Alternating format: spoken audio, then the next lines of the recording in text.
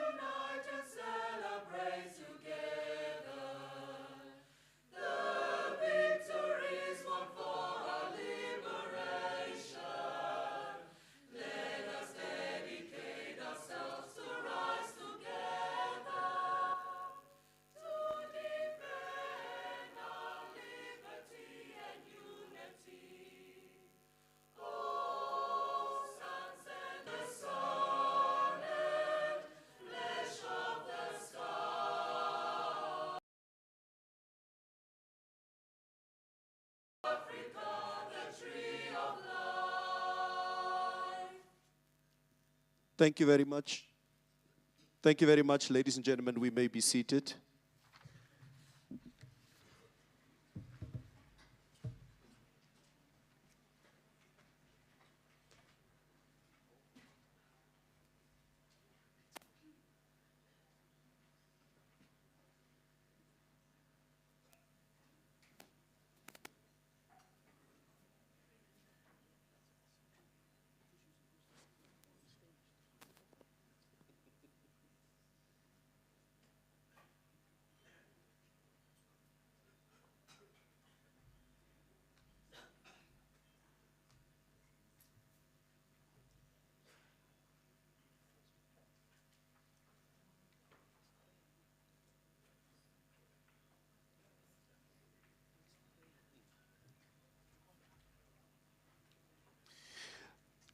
Thank you very much, ladies and gentlemen. It is indeed a pleasure to welcome you this morning at the launch of the autobiography of Dr. Hifikepunye Pohamba.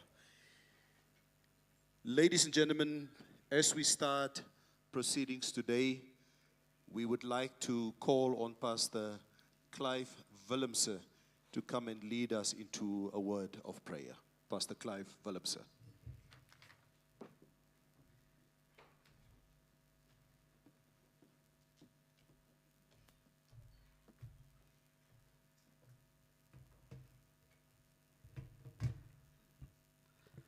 Director of Ceremonies, Comrade Neville, Your Excellency, Dr. Pohamba, our special guest today, sorry for breaking protocol.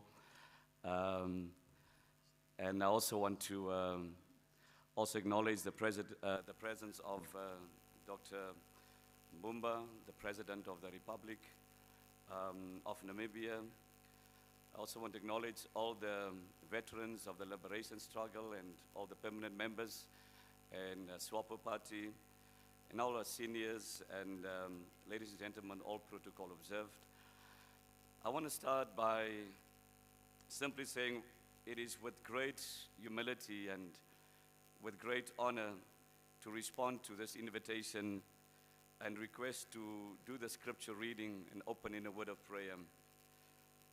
Allow me to read from the Word of God a short piece and it will give us a glimpse which will describe the life of this great gift that God has bestowed and blessed this nation of Namibia, but also the continent of Africa.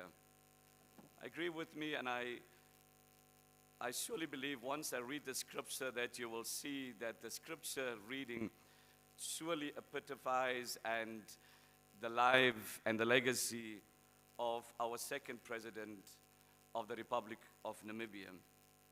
I want to read to you the scripture in 2 Peter 1 verse 5 to 9 in the New Living Translation. He says, in view of all of this, make every effort to respond to God's promises. Then he said, supplement your faith with a generous provision of moral excellence. And he said, moral excellence with knowledge, knowledge with self-control, and self-control with patient endurance. Patient endurance with godliness, and godliness with brotherly affection, and brotherly affection with love for everyone. The more you grow like this, the more productive and useful you will be in the knowledge of our Lord Jesus Christ. The life of our champion, our leader, here today, the guest of honor, our special guest, the life of Dr. Pohamba, indeed stand out as I read the scripture, and is a lesson for many of us who inspire to become leaders, many of us who find ourselves in leadership position currently within this country. It simply said, it talks about moral excellence. So when we think about our second president of the Republic of Namibia, the first thing that stands out for all of us within this country, undoubtedly, is the moral excellence of our second president, Dr. Pohamba. It talks about self-control. I can imagine in the lives of Dr. Pohamba how many times he have to constrain himself for the sake of the country, for the sake of peace. In difficult circumstances, he have to restrain and self-control. The Bible talks about these qualities. One of the things that stood out for me in this particular scripture, it talks about patient endurance. To have a life and the level of sacrifice, we have to have the quality of endurance. We're unfortunately living in a life today where everything is about microwave, it's about quick, it's about instant. And that's why I say many of us as leaders, inspiring leaders, we can absolutely learn from the qualities of our leaders, of our veterans of the struggle, of those who have been enduring. I can imagine how many times I believe within the story when we read the book, we will hear about the many times that, our president and many of our leaders of the struggle could have given up. But they decide to endure for the sake of the peace and stability of this country. It also talked about the love for everyone. I want to say, and one of the things that I truly admire of our president, Pohamba, is his unconditional love for the people of Namibia and the people of Africa. What will inspire us to do, and the generation of this leadership has the ability of selfless leadership. Servanthood leadership is what is the pillar of the generation of leadership. And today we are here simply to celebrate. And as I read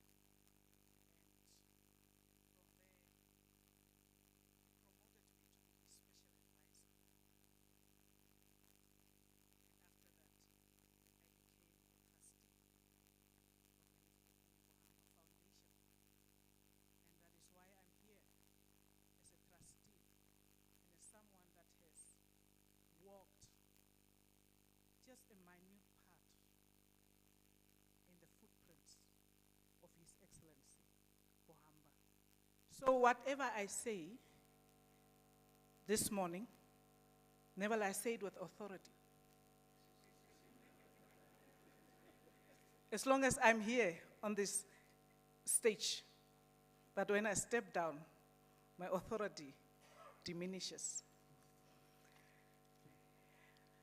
Your Excellency, Dr. Hifikepunye Pohamba, second President of the Republic of Namibia, founder of the Hifikepunye Pohamba Foundation, and the author of the autobiography titled Footprints of Hifikepunye Pohamba.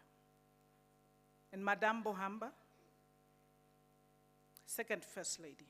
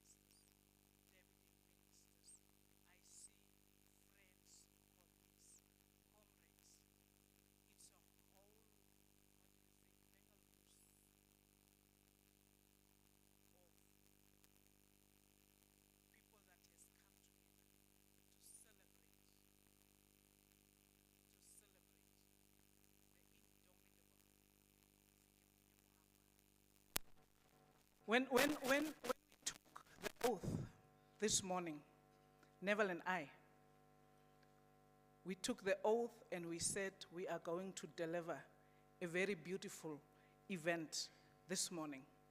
Now he is not a morning person, and I am also not a night person. So this is a very tricky combination. I will see how the oath is going to play out as we are going forward. Of course. Neville. Of course. We quickly want to acknowledge the presence of Honorable Laura McLeod Kashirwa, Governor of the Khomas region, and other governors present. Pastor Clive, we also acknowledge the fact that you are here this morning and delivering a very powerful spiritual message for us this morning. Your Excellency Jovelina A.A. Imperial E. Costa, Dean of the Diplomatic Corps, and other members of the Diplomatic Corps present. All veterans of the liberation struggle, also you've mentioned them and you've acknowledged them. Your Worship, Joseph Wapinge, Deputy Mayor of the City of Windhoek, all local authority councillors, Dr. George Simata, Secretary to Cabinet, service chiefs present, senior government officials, members of the media, ladies and gentlemen, welcome. It's a warm, hearty welcome this morning. Ladies and gentlemen, just before we do start with the official part of our program with the speeches, etc., can I humbly just call upon you just to put your cell phones on silent, not to disturb the formal part of our program here this morning. But we will immediately start with the official welcoming remarks on behalf of the foundation trustee member. Let's welcome to the front Mr. Ondjila Pohamba.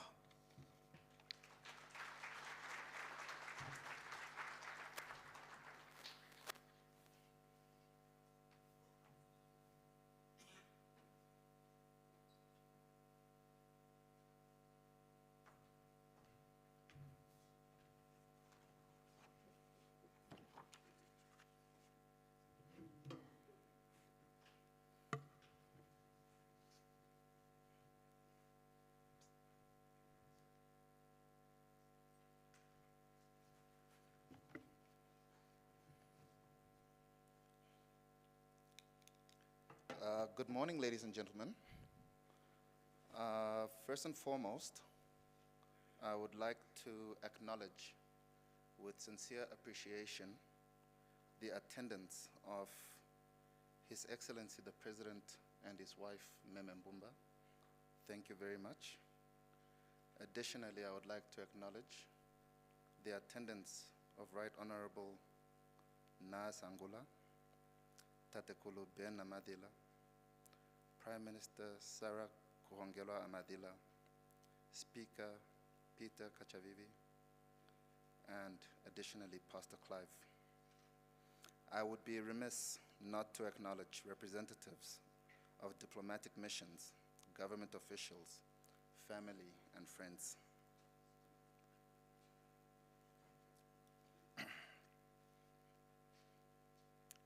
I am not going to pretend that I am completely fluent with my speech. Those who were observing could see I was literally finishing it there.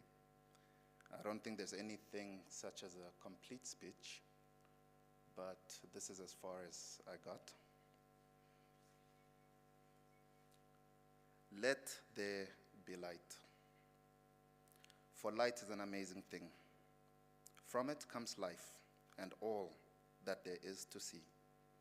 It illuminates areas of darkness physically and in all other spheres, including the sphere of knowledge. As enlightening as the topic of light may be, it remains second in importance only to the word. For it was the word that verbalized the intention for light to vanquish darkness and ignorance. In this light of reasoning, it is not unreasonable to arrive at the conclusion that it is the word which remains the true source of our collective illumination and enlightenment. Footprints of Hifikepunye Pohamba is a constellation of words whose sole purpose is to illuminate the reader on the path traveled by Hifikepunye Pohamba. In the spirit of the title, I have to acknowledge a fundamental truth.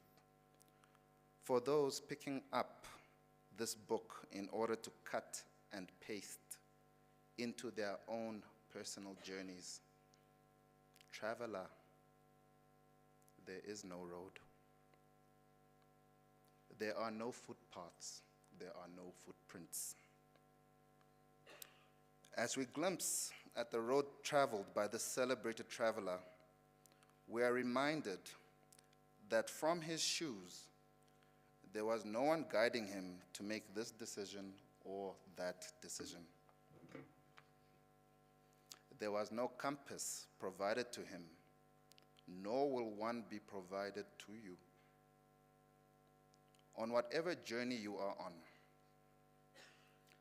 the sum of the individual decisions taken between the space of the breaths that sustain us, define our individual destinies. So says the words of fate.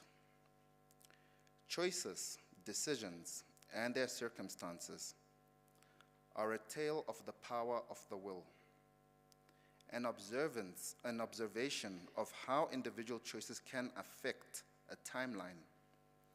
I was pleased to note that the author took note to ensure that his fallen comrades were remembered and honored for their historic contributions. An example of the fact that a person's desires can be met halfway by others with similar desires, and this combined effort can change the course of history.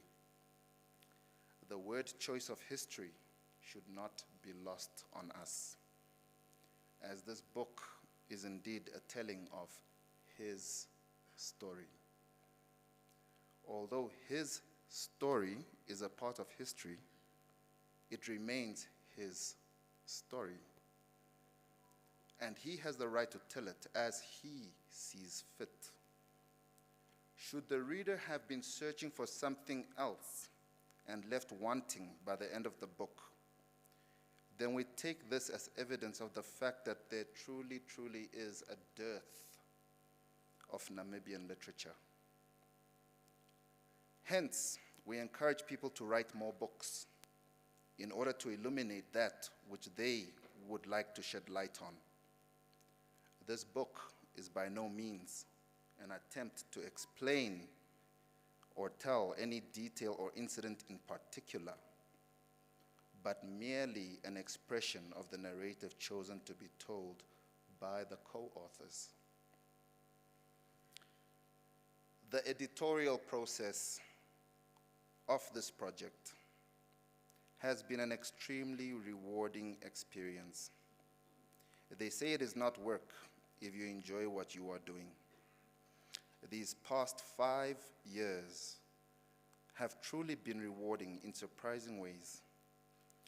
Dealing with the recollections of someone who lived such a rich life was akin to being a fly on the wall with a view of our collective triumphs and defeats. Many things remained on the editorial floor, for we had to be extremely cognizant of the power of the written word. Telling the narrative of someone whose life encompasses so many collective national memories, there was a possibility that in many instances,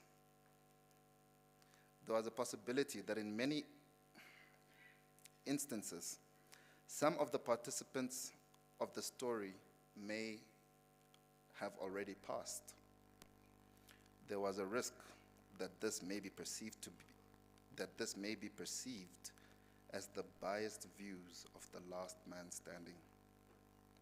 I must say, I was impressed with the compassion the author demonstrated for his former comrades, regardless of how their relationships ended up in the end.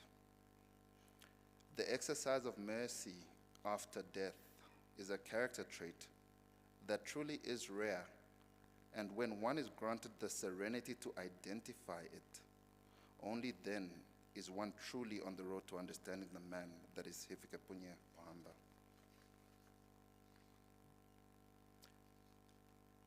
As we celebrate his footprints, we get a glimpse into not only his story, but we are also enriched with experiences ranging from 1935 up until 2024, which represents 89 years of rich history.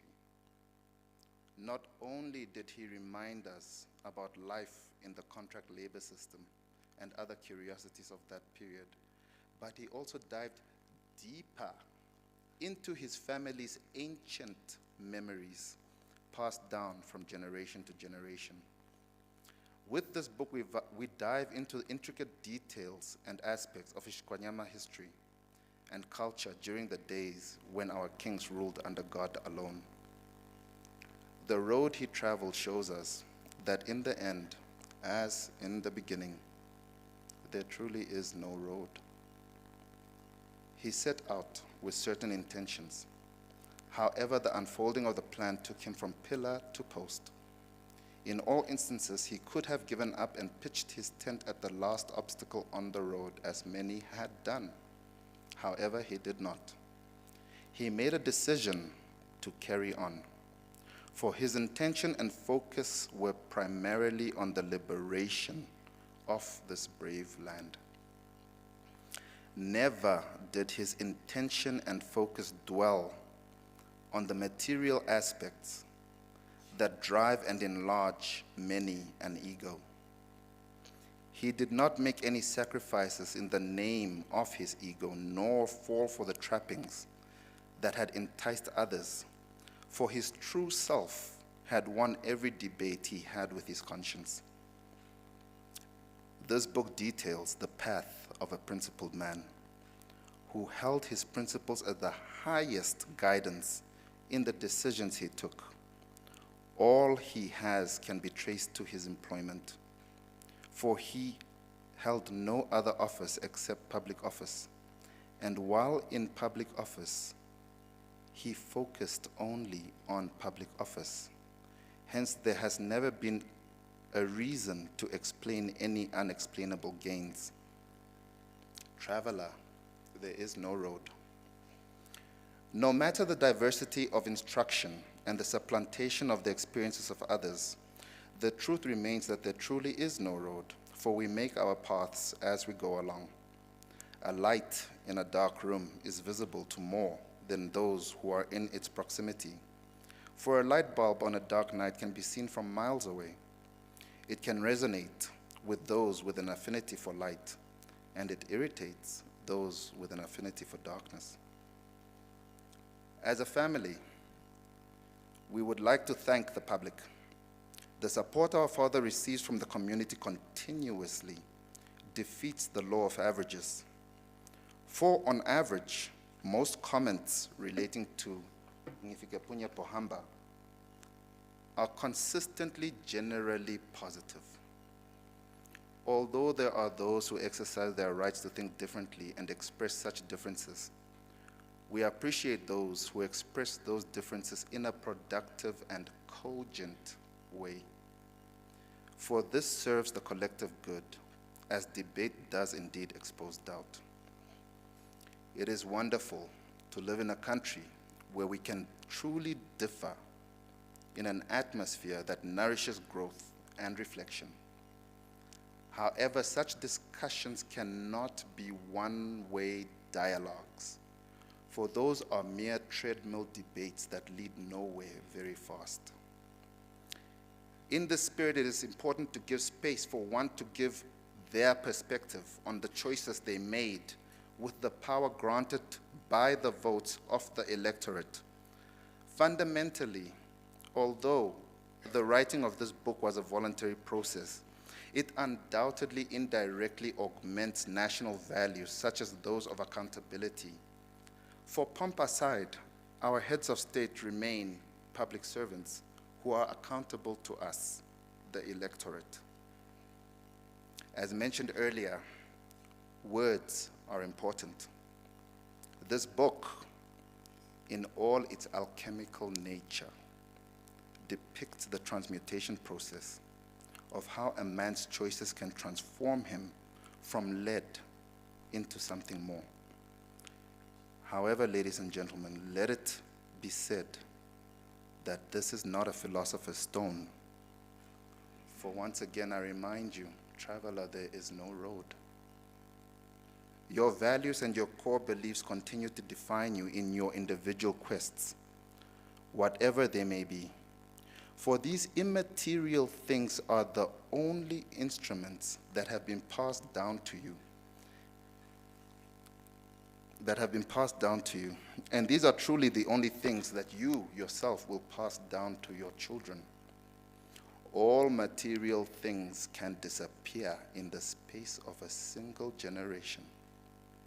However, values are codes or manuals on how to live a good life and are passed down through instruction and observation of those living an exemplary life. Hifikepunye Pohamba's footprints show that the path of integrity can be rewarding in ways that can't be measured.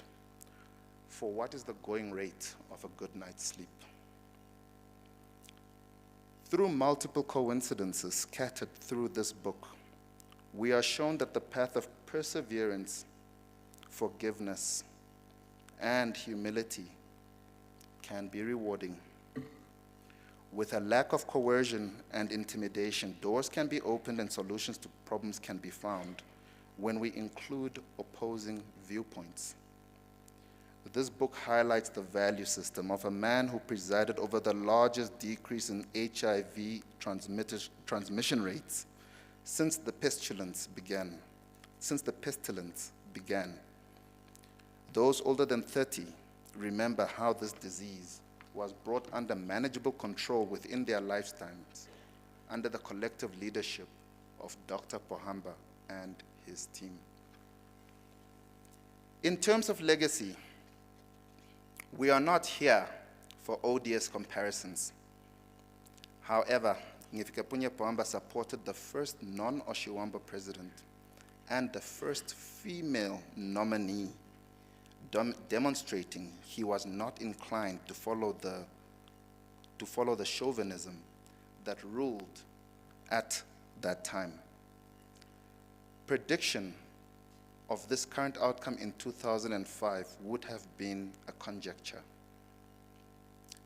These choices went against the grain, yet he and his team made these decisions because it was the right thing to do. There are almost no glass ceilings left, for he has contributed to shattering them down with the support, of course, of his team. We hope our country will continue to nurture leadership that uses his examples as a guiding principle. Economically, the level of per capita growth under the collective leadership of Hifikepunye Pohamba and his team will hopefully be surpassed soon. As for under his presidency, our nation made its first discovery of oil prior to the avalanche of discoveries that followed subsequently. His time has truly been a blessing that most Namibians have come to respect and appreciate, as can be seen by this unexpected volume of attendees. I did not personally become the editor of this book by choice, nor was I asked to be. A series of coincidences, delays, and misfortunes led to our reliance on our own resources and individual capacities. We went the self-publishing route due to various factors that I will not get into here. So, at the end of the day, evidence of the work done led to the eventuality that has now come to pass. As a trustee of the Hifikepunye Pohamba Foundation, it is truly my pleasure to welcome you all as we officially open our first limited edition of signed copies. I apologize. At the time of writing this, I was under the impression that we would all have copies of the book on our table.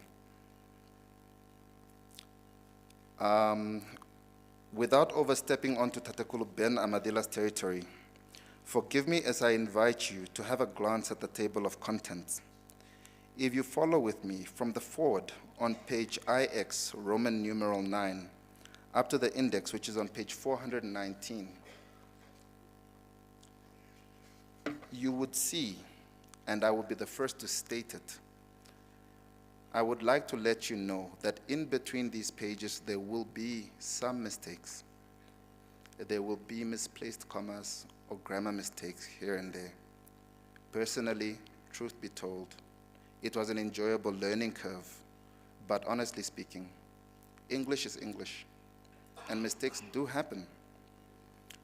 Let it not be lost on us either way. At the end of the day, English came by boat.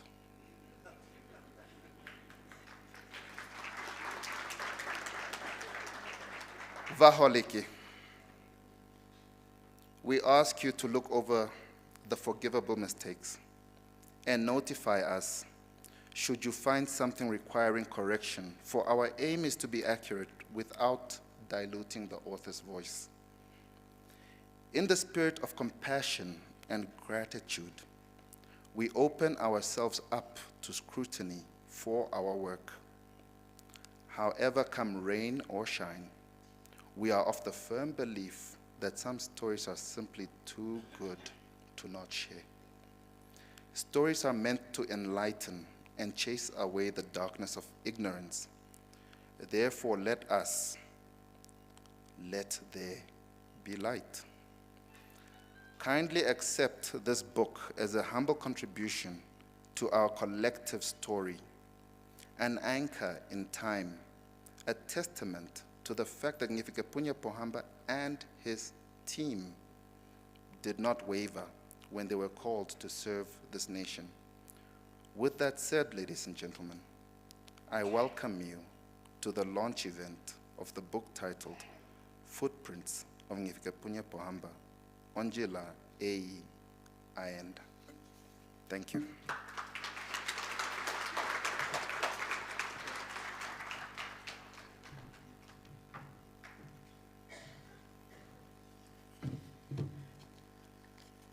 Neville, my brother, I'm telling you, times have changed.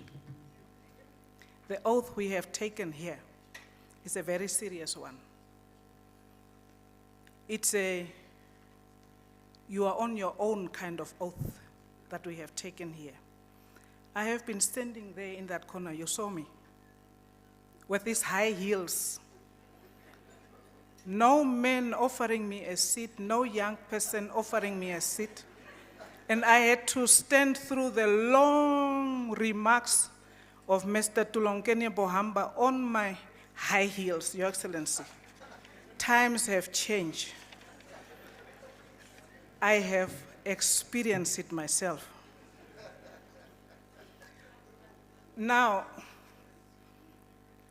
I actually stopped listening to the poetic welcoming remarks when Mr. Hifikepunye Pohamba said, if anyone finds the story of Hifikepunye Pohamba wanting, there, I lost it.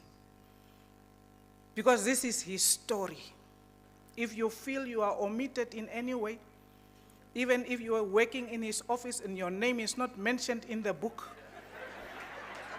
that is what it means, actually. I don't know whether you don't understand this very heavy remark that he has made. I think this thing was directed to me. Your Excellency, I wish to call upon Dr. Kalumbi Shangula, who is the chairperson of the Board of Trustees of the Hifikepunye Pohamba Foundation, for his remarks.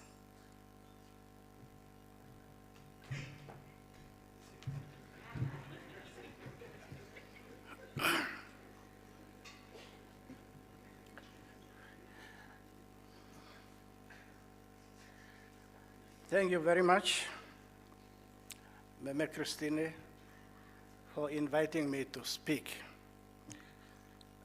Before I start with my statement, I would like to alert the trustees to be on standby, because at the end of my statement, I want them, all of us, to stand here, hopefully for a photo. Your Excellency, President Nangolo Mbumba and Madam Mbumba, Your Excellency, former President Dr. Hifikepunye Pohamba and Meme Pohamba, Right Honorable Prime Minister, the directors of ceremonies have presented on elaborate protocol. And in the interest of time, I would like to write on that protocol. And I can assure you that I acknowledge you all. Today, we gather to witness the launch of a book titled Footprints of Hifikepunye Pohamba. This book is an autobiography of Dr. Hifikepunye Pohamba, the second president of the Republic of Namibia. The Hifikepunye Pohamba Foundation is honored and privileged to host the launch of this book. The Hifikepunye Pohamba Foundation was registered as a trust on the 25th of February 2014. The foundation provides financial assistance to the needy and deserving learners and students in all the regions of Namibia in promotion of food security with special focus on agriculture and veterinary science. The foundation is governed by a board of trustees in accordance with the provision of its deeds of trust. The trustees of the foundation is vested with unfettered plenary power to perform any act in connection with the implementation of the trust, including the power to make such investment as they determine in their own discretions from time to time. The Board of Trustees vested with the power and authority as are normally vested in a board of directors of any company. The trustees hold board meetings, it holds annual general meetings, it produces annual reports, detailed activities in any financial year, as well as audited statements done by independent and reputable auditing firms. Allow me to share with you briefly the genesis of the Hifikepunye Pohamba Foundation. The founder, His Excellency Dr. Hifikepunye Pohamba, was SWAPO Secretary of Finance during the liberation struggle of Namibia. He exercised meticulous prudence over the party finances such that all annual audited financial statements of the party were unqualified. When he became the president of Namibia, institutions, corporate entities, and individuals would place adverts in the newspapers wishing him a happy birthday on the 18th of August each year. Now, coming from the financial background, he saw behind those adverts what most of us could not see. Behind each one of his photos in the newspaper, he saw money. Although he appreciated the gesture and goodwill of the people behind these adverts, he thought that that money could be put to a better use. He then appealed to the public that the money that is intended to place congratulatory birthday messages in the newspaper be donated to the charity to help less privileged Namibians in improving food security. With the assistance of his team in office, especially by one of the trustees, who is the director of ceremony, Christine Hoebes, he then established the Hifikepunye Pohamba Foundation in 2014 and appointed the trustee. I'm sure that some of you were witness to the launch of the foundation in 2014. In exercising its mandate, every year, during the month of November, the foundation invites through media individuals who intend to undertake tertiary educations in areas related to food security to apply for financial assistance to the Hifikepunye Pohamba Foundation. An applicant must be a Namibian citizen between 18 and 35 years old, must be an orphan or a destitute or a person with disability, must have proven record of outstanding educational performance, and must provide proof of acceptance at a tertiary institution in Namibia to be eligible for consideration as a beneficiary. Since its inception, the foundation has supported 17 students at institutions of higher learnings. 12 have completed their studies, while 5 are still in different years of study. We have supported students in the following fields of study: Bachelor of Science in Agriculture, Bachelor of Veterinary Medicine, Bachelor of Animal Science, Bachelor of Agricultural Economics, Bachelor of Laws, and Diploma in Agriculture. We also run a program of internship where beneficiaries obtain practical experience at the Nakandoba farm in Kavango West. So far, the financial support to the beneficiary amounts to 1,673,116 Namibia dollars and 30 cents. The grants cover tuition, accommodation, meals, laptops, transport, research, and other incidentals. The beneficiaries are followed up during the course of their study. We conduct one-on-one sessions to offer psychosocial support and arrange for professional services to the beneficiaries to help them cope with the demands of the studies and see them through whenever necessary. The foundation is very much appreciative to the founder for his generosity.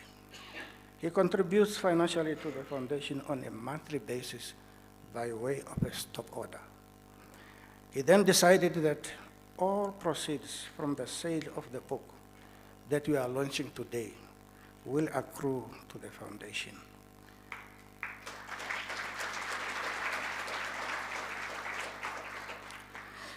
This means that many more young people will be able to realize their dreams at tertiary level.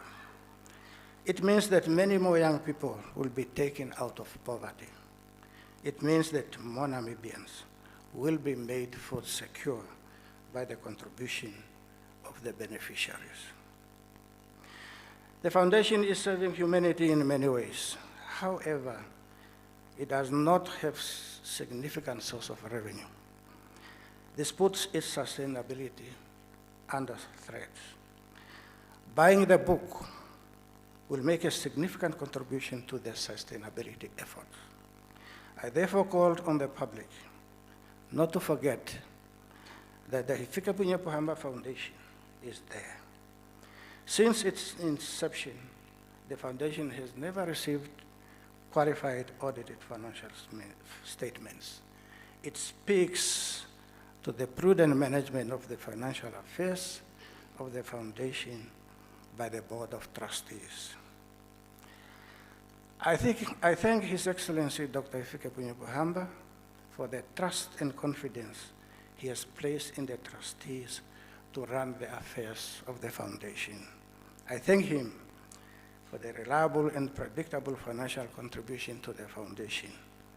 And I also want to thank Mr. Swen Thiem of the Alta Haven list for the continuous support to the foundations since its establishment. And I thank all those who have been with us on this journey. There is still a long way to go before Namibia can be food secure.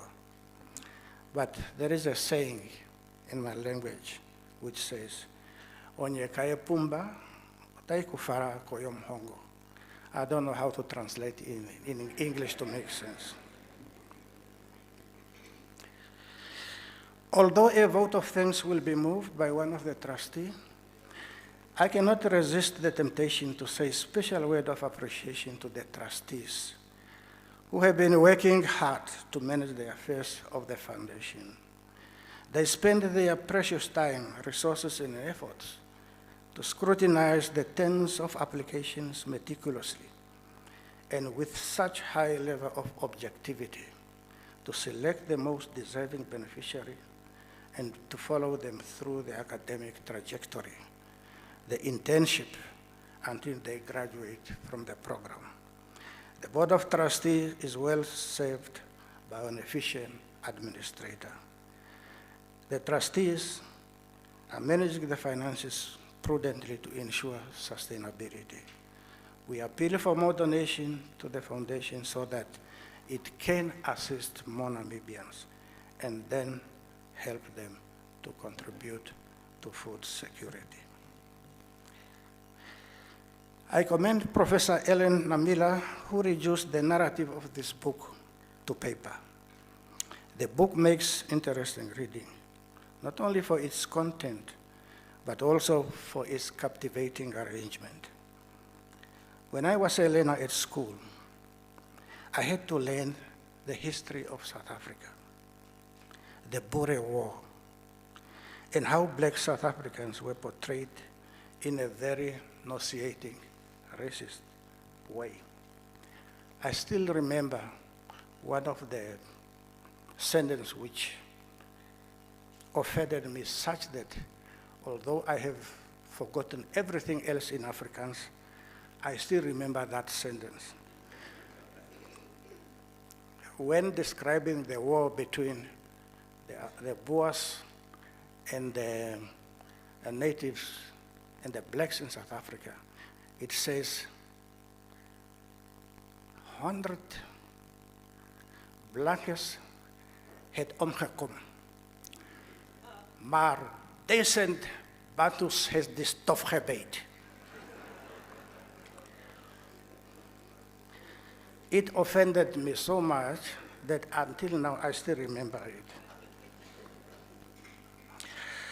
Let a Namibian learner be taught our own history as told from our own perspective. Let this book find its way in the school curriculum and in the classrooms where a Namibian child is being prepared for the future with appreciation of where we came from. As we move on from this event, let us always remember that the Hifikepunye Pohamba is missing your company. It is a worthy cause, one to be associated with. I now invite my fellow trustee, please to come up for just 1 minute. I thank you for your kind attention.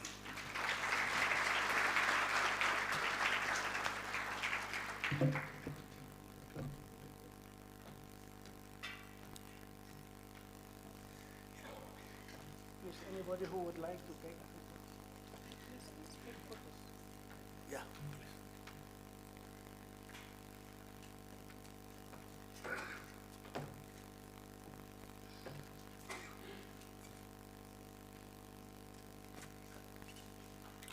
These are the trustees of the Hifikepunye Pohamba Foundation.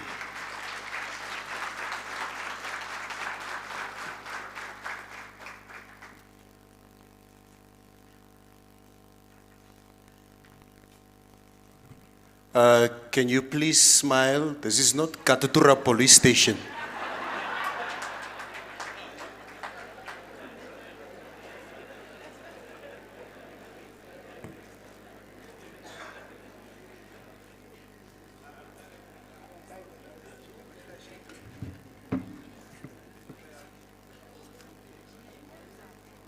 Of course.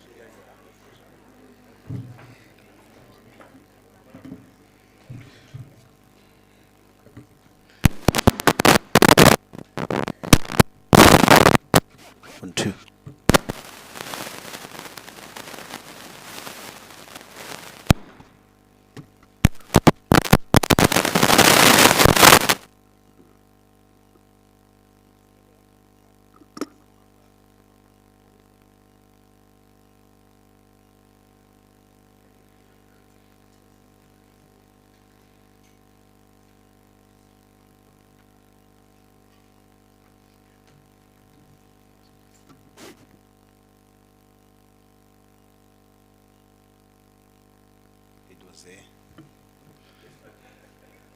Start the shot. Okay, yeah, no, that. Now it works. Thank you. Thank you very much. Thank you very much. Dr. Kalumbi Shangula, Chairperson of the Board of Trustees of the Hifikepunye Pohamba Foundation, with these remarks. Tate, once again, thank you very much. You need to, once we break, you need to give me that Afrikaans version again. I got the last part, Die Bantus het in die stof gebyt. It literally means the Bantus bit the dust. It's basically they were decimated. Thank you very much, Tate Shangula. Ladies and gentlemen, once again, a hearty good morning to you all.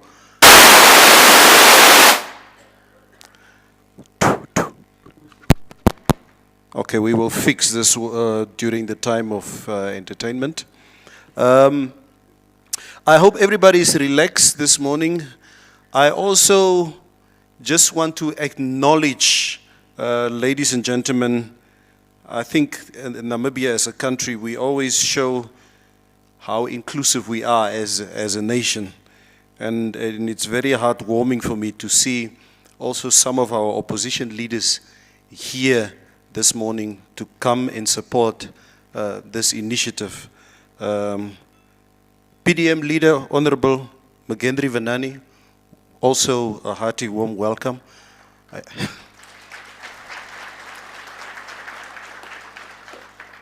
Because I swear he will tell me nonsense if I don't. Boy, mbathona munyanda. Munyanda munami. So, boy, nyango, welcome. Thank you very much. Ladies and gentlemen, as Ausing Oibes has said, yes, morning events are not my thing. I like evening events where people enjoy a glass of wine and then they are more relaxed, and then I can say whatever I want to say, and and people will just be entertained. I don't know what time it is in Australia or New Zealand now, but I believe it is 8 o'clock at night in other parts of the world. So if you do feel that you want to open the bottle of wine on your table, please feel free to do so. Don't be shy. Let's enjoy the day. It's quite a joyous day this morning, and we are here in honor of Tate Pohamba. Ladies and gentlemen, we will be enjoying some entertainment now, a traditional group that will be coming on stage for some entertainment.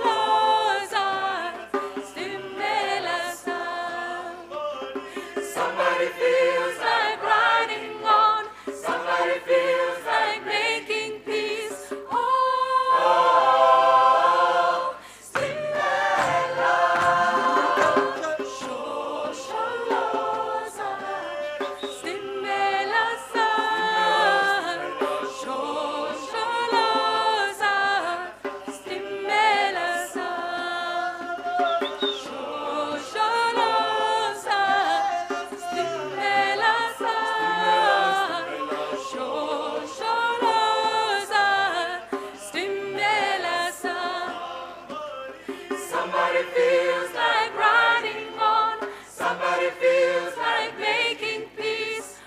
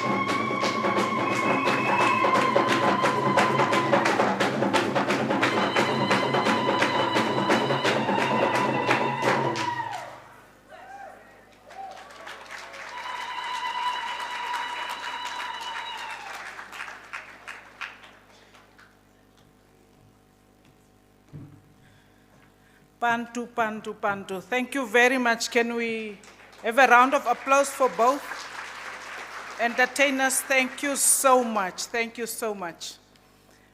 Now, as Dr. Kalumbi Shangula, the chairperson of the Hifikepunye Pohamba Foundation, he was very mild when he gave an overview of how the trust or how the foundation was formed. It was not easy. It is something that was conceived in 2012. Oh, I shouldn't touch. But then it was only myself and the second president in the office when I brought this proposal. And he refused. You know, he didn't want anything to be given his name. He didn't want anything to be linked with him. It took me 1 year and a half to convince the second president for this foundation to be established.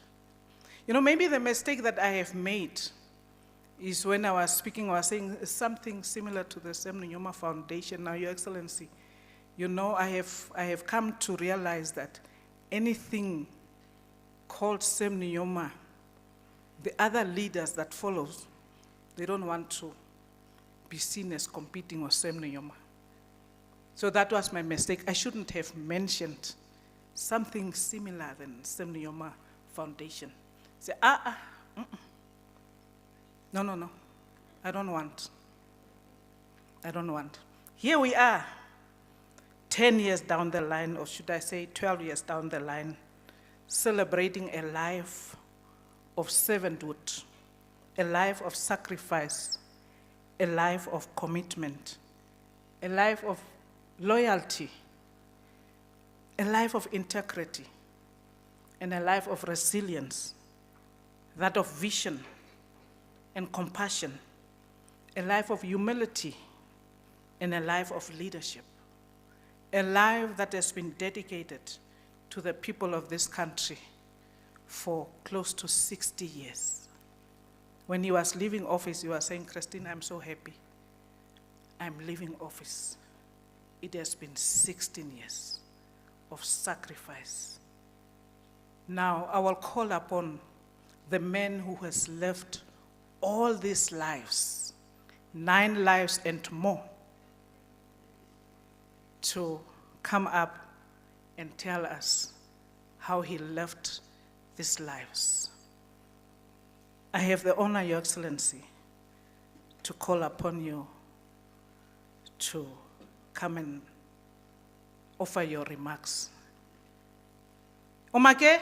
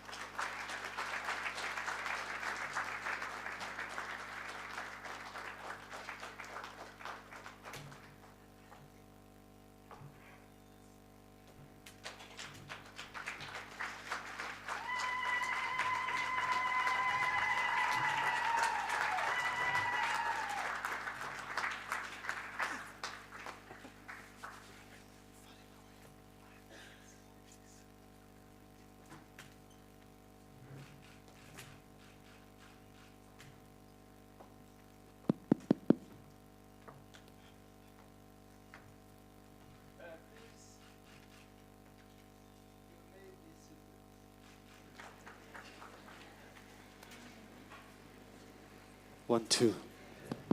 1, 2. Just lift it up a bit.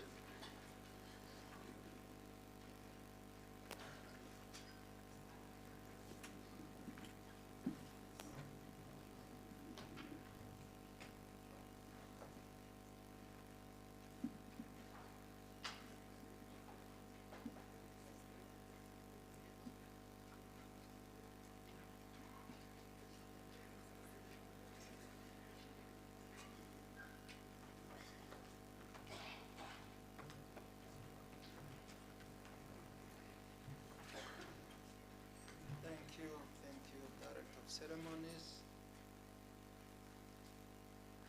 for giving me the floor.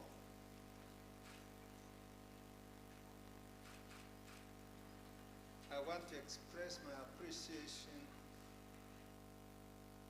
for a big crowd in front of me.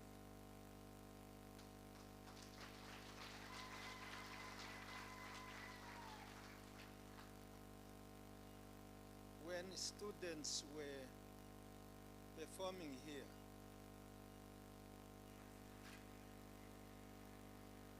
I said to myself, yes, we have done it.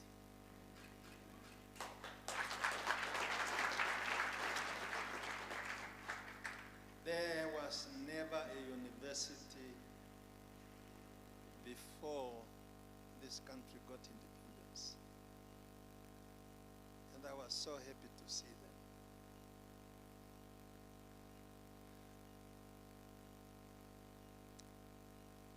I thank the Director of Ceremonies,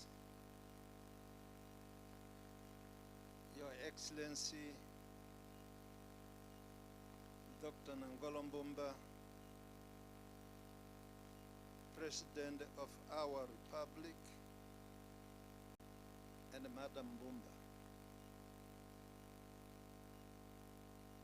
Right Honorable Prime Minister, Wongerwa Madila, and Mr. Madila, I haven't seen him. Honorable John Mutorwa, Deputy Prime Minister. Honorable Professor Hichebi Kashabibi.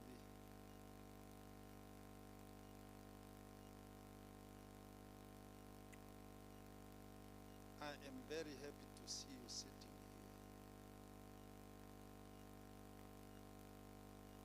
I recall the statement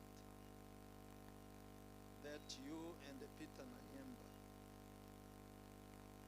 made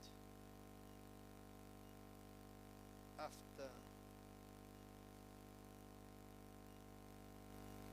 the International Court of Justice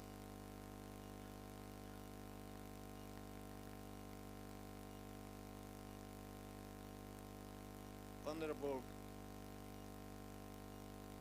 Lucas Muha, Chairman of the National Council,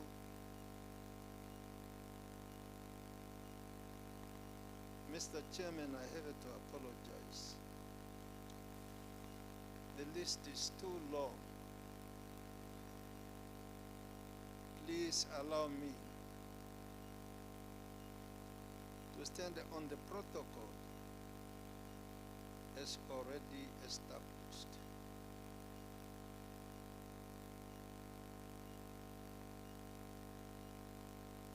Comrade Chairman, on an occasion of this nature,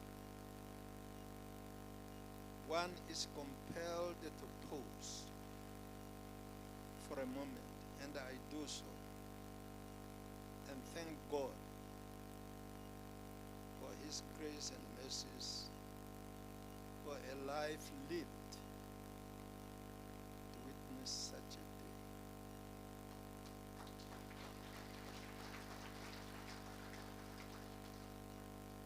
It's a fact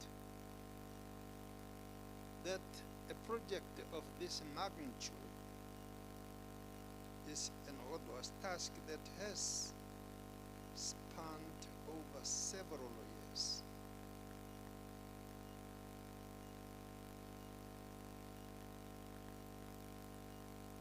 I say several years, meaning that my speech is going to be shorter. But I ask you to read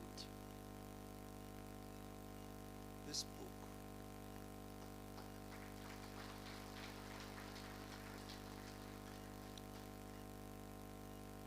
Yes, what appeared to be mission impossible at first when the project was conceived is today being realized. I owe a ton of gratitude to Professor Ndeshi Namila. Can I ask you to stand up?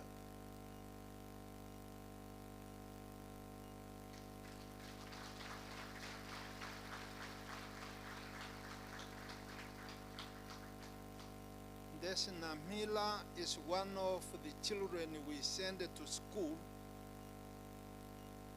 and she went to West Africa, in Gambia. When I was thinking of this book, I said, I want this book to be written by you, Dr. Namila. She did that.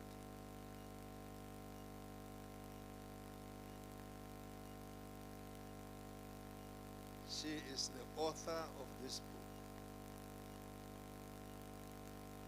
and a host of other individuals and organizations whose enormous contributions and collaborations brought this project to fruition.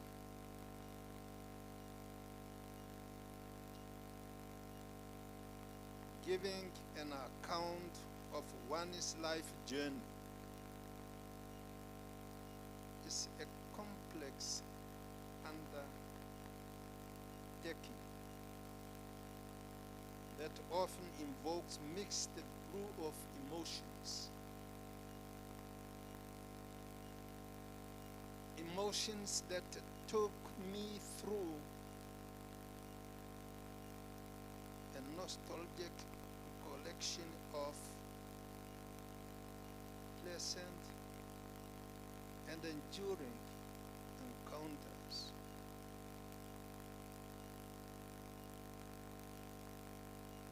And the other reflections of distressing, humiliating,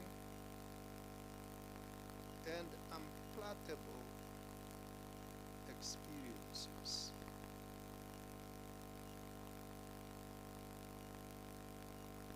Indeed, in writing this book, I sailed through a sea of difficulties.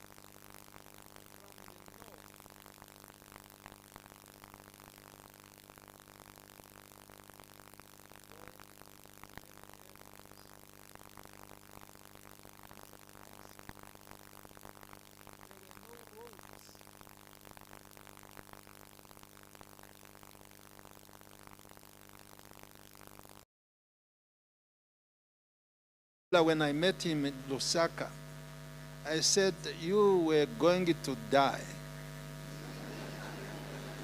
if you continued to go that way and nobody could find where you have died.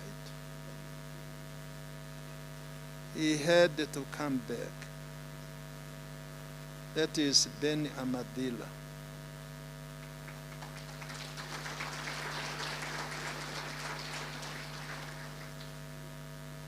I said, he could have died, and nobody could have traced him. When I got to Swakopmund, Walvis Bay, and other places, I look at the boats far away at sea. I was wondering, Benny Amadila, how could you got in touch with these vessels?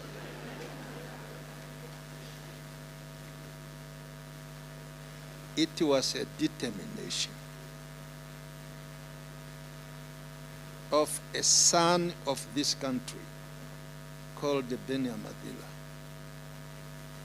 We did a lot of things together with him, especially when he came to Lusaka. We did a lot of things.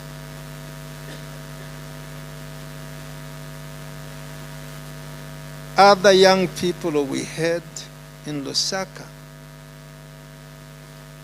includes Nahas Angula. Many people know Nahas Angula.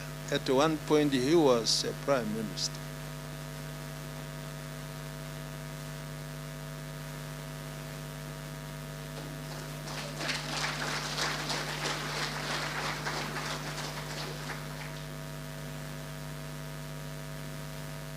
When I listen, and I said it the other time, that when I listen to the Namibians talking today, in a country that we have liberated, they say we did nothing. We did nothing.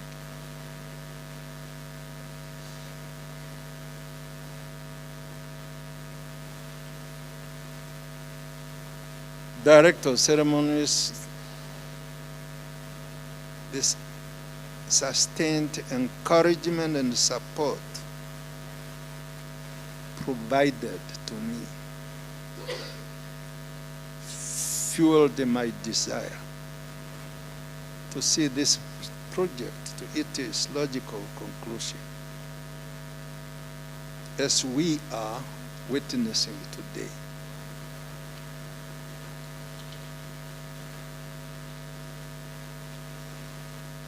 Yes, and yes. There are intrinsic benefits inherent in documenting one's life journey. Key of these is the authenticity and the credibility of the outcomes. Reliance on third-party accounts, though unavoidable at times, is greatly minimized. One is at liberty to narrate one's story in one's own words. This in itself diminishes temporary. It dilutes the critiques and the controversies that often emerge once such publications are finalized. Equally, Such publications are valuable additions to the existing reservoirs of knowledge and information on the history of the liberation struggle and the genesis of developing the path of our country. The value of this autobiography is also in that it unearthed information and events which may not be ready or readily available in the public domain.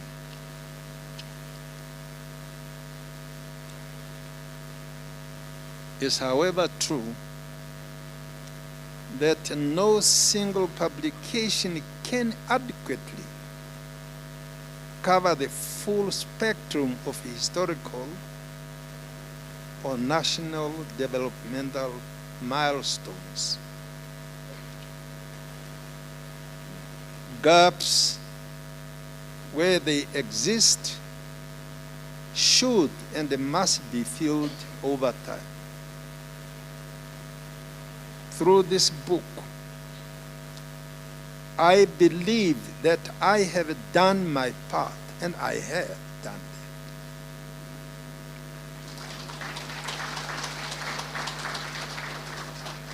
it. It is up to the current and future generations to do likewise.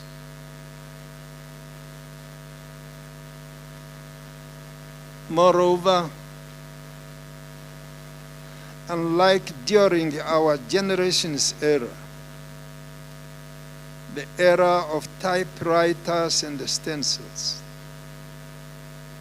the advent technology has made the research and the subsequent articulation of research outcome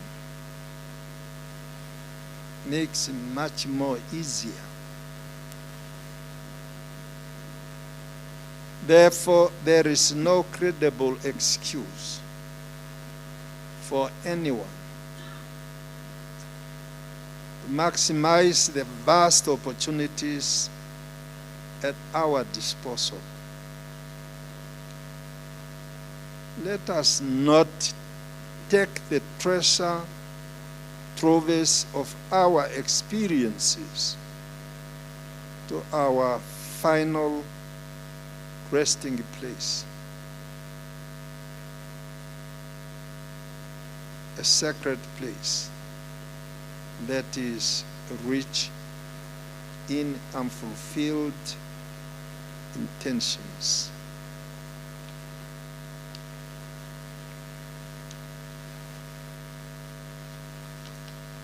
Director of Ceremonies, I conclude. I wish to acknowledge several individuals and organizations whose efforts made it possible for us to accomplish this project. I wish to thank my colleague, the founding president and the father of the Namibian nation, Comrade Safi Shuna Semnuyoma, with whom I shared many trials and tribulations, as you will discover when you read it through the book. You will discover that.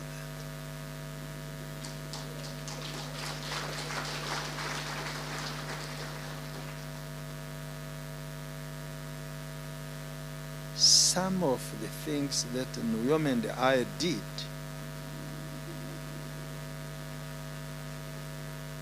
we came here in Windhoek, two of us.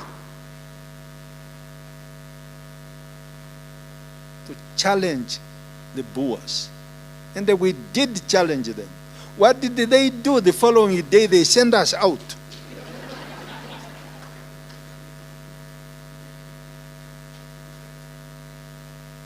This is one of the many things I did with Sam Nuyoma.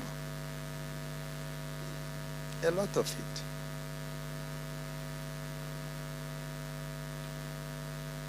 Our path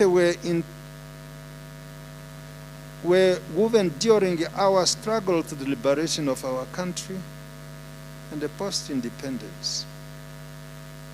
It's perhaps not surprising at all that I had the task of stepping in his big shoes, succeeding him as the second president of our republic. It's indeed fitting that Comrade Nuyoma contributed the foreword to this book. I wished he could be here.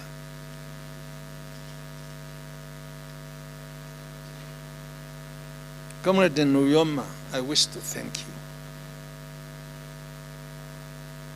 as my leader, the founding president, and the leader of SWAPO.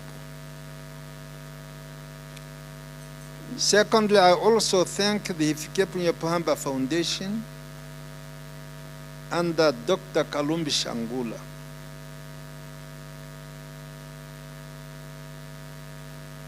The former colleague of mine, Christine Hobes,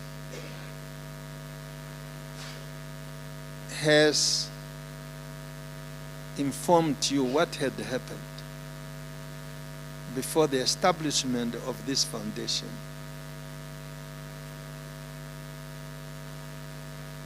I worked together with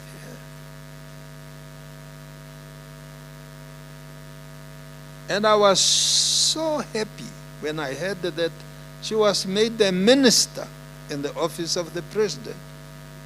Rightly so. This was an experienced officer who dealt with the office of the president when I was there.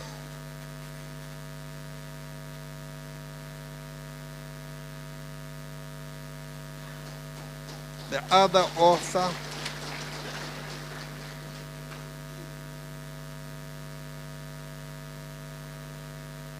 Professor Ellen Namila. I made her to stand up. Ondjila Pohamba is our son.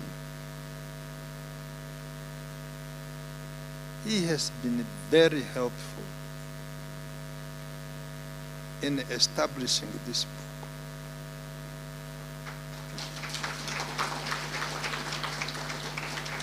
We asked her to draw the relevant papers that Namila wanted, including the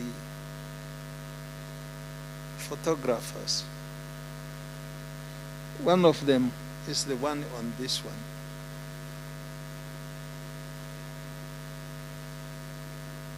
This photo was taken in 1964 in Dar es Salaam. 1964 in Dar es Salaam. It was at the time of our arrival in Dar es Salaam with Comrade Mzee. Mzee is a Swahili word that is Simon Hafenika Ukungwa and some other colleagues with whom we came to. We traveled from the north via Bechuana land. There was no Botswana at that time. It was Bechuana land.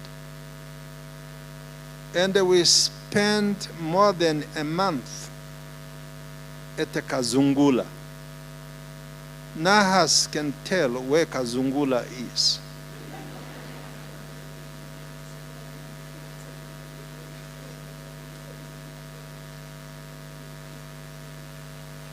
It was Northern Rhodesia.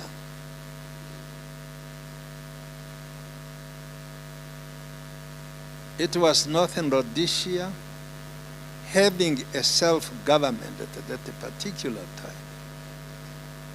And the British were running the security of Northern Rhodesia, although I recall Kapwepo was the man dealing with the home affairs of the country. But those who were running the security and everything were British.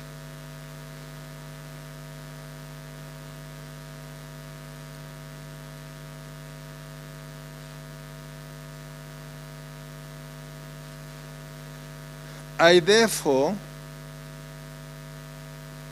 wanted to thank our son for the assistance that he has given us.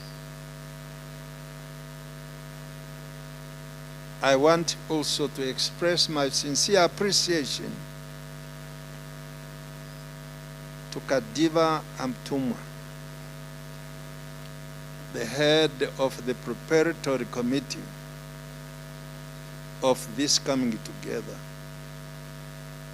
and other members for the valuable contribution that they have made. Last but not least, I wish to thank my dear wife, Hifikepunye Pohamba.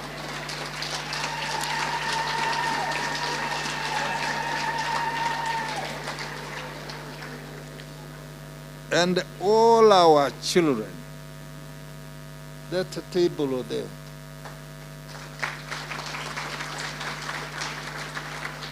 those are not our children, but our grandchildren, those who were there, for having encouraged me to provide the author, that is Dr. Namila, with all necessary family documented information.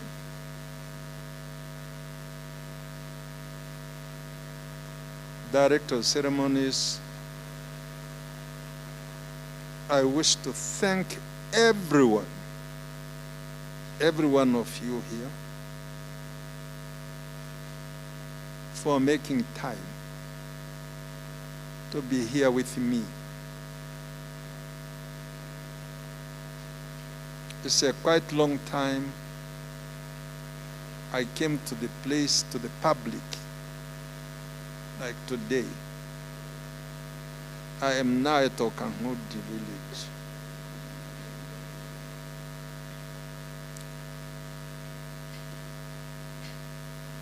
To witness the launch of my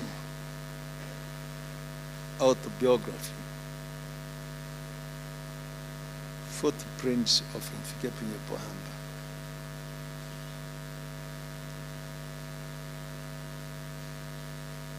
Enjoy the reading of the book. Thank you very much.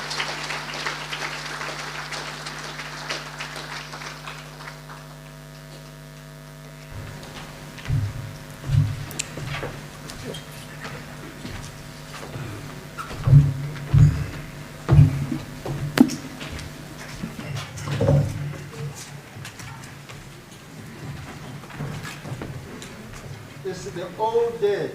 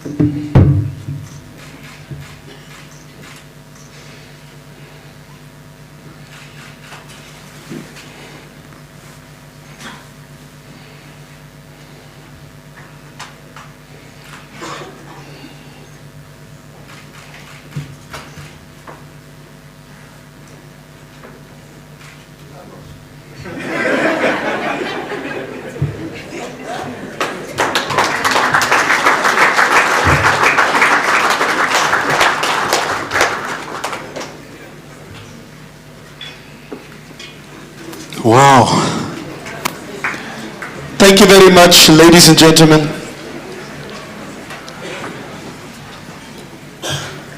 We are fast moving towards the end of our program,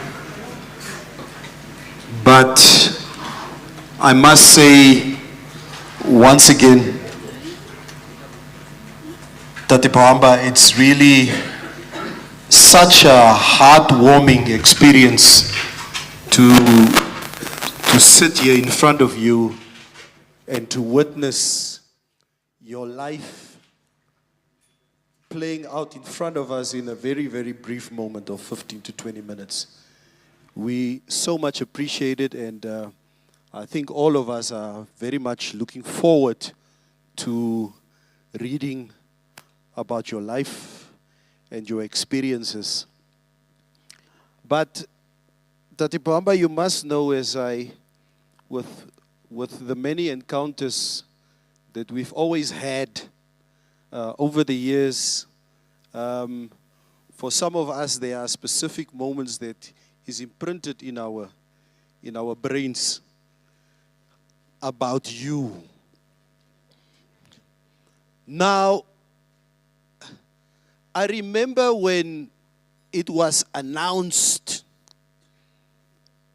when it was clear that Tate Pohamba will become the president of our country, I remember reading something about Tate Pohamba. I think it was like the first couple of months in his presidency. Now, Tate Pohamba is so humble. The only problem that Tate Pohamba had with being the president of this country, he was very stressed about it. Said, you know, the one problem I have is I cannot go to ShopRite anymore.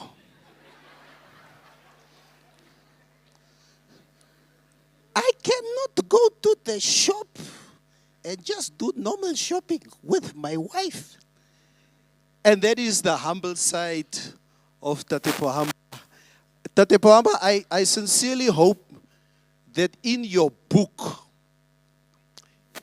equally, because I personally read autobiographies. It's my motivation in life. I've read Tate Kuru's book. I've read a few autobiographies of some of our past leaders.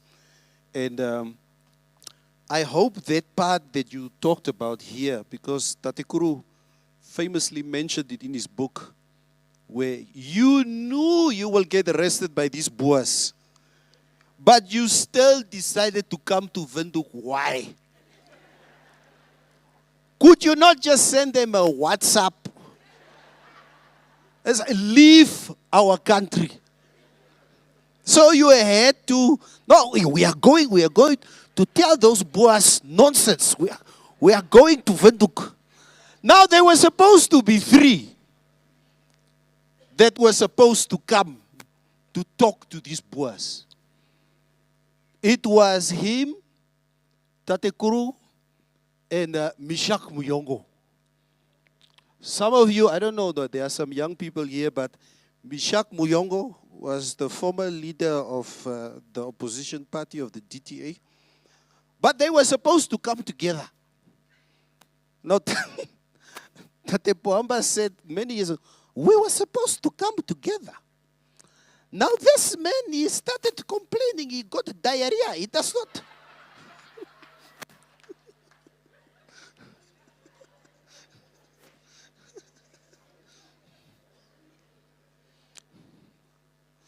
He was scared of those boys.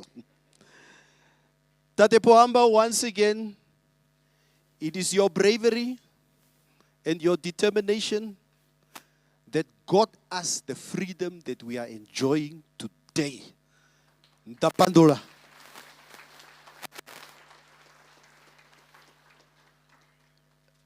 Lastly, I also just want to say it's also equally good to see Tatena Sangula. You were also acknowledged here. Tate Angula. It is so good to see you. Now that you are retired, I wonder if you know what your nickname was in Katutura. AK-47. That was the nickname of Tatenao Sangula. And the reason why, because Tatenao Sangula speak very fast. Very, very, very fast. We could always, when we hear the speeches of Tatenao Sangula on TV, we say, there comes AK-47. And he always says, thank you very much.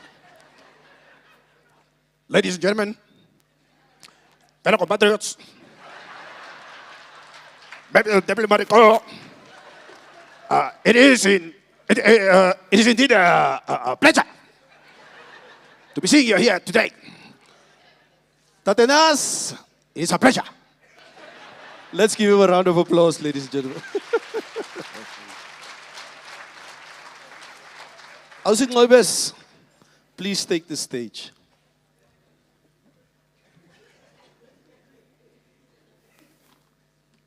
You are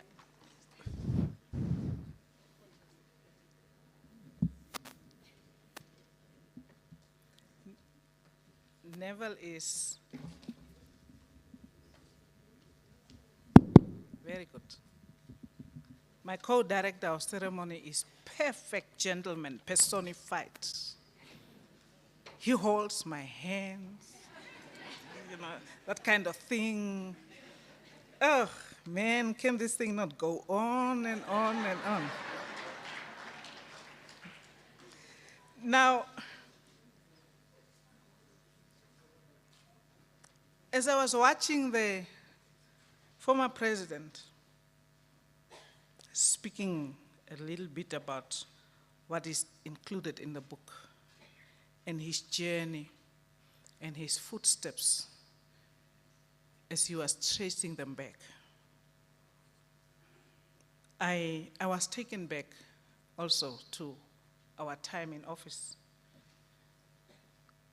Being an assistant to a president and being a minister in the presidency is not only about pushing papers and signing documents and attending meetings. It is also about managing the emotional part of a president. And I can tell you, all presidents are the same. When it comes to the stories of the liberation struggle, you come in there with an assignment, with a quick briefing, and you go out an hour later. Yes? Because the work of office has come to a standstill. It's a struggle history. Very, very emotional and very deep stuff that they share with you. Offloading. Because presidents didn't have the time to do that. So far, I've served 3 presidents in the office, and all of them, that's the same thing when it comes to the struggle of the Republic of Namibia, the struggle that the plan has waged. It's the same thing. One day you go in there and you go out of the office with a spring in your steps. Another day you go out with a head bowed down because the weight of the emotion that is transferred to you, that has emanated from years and years and years of unspoken,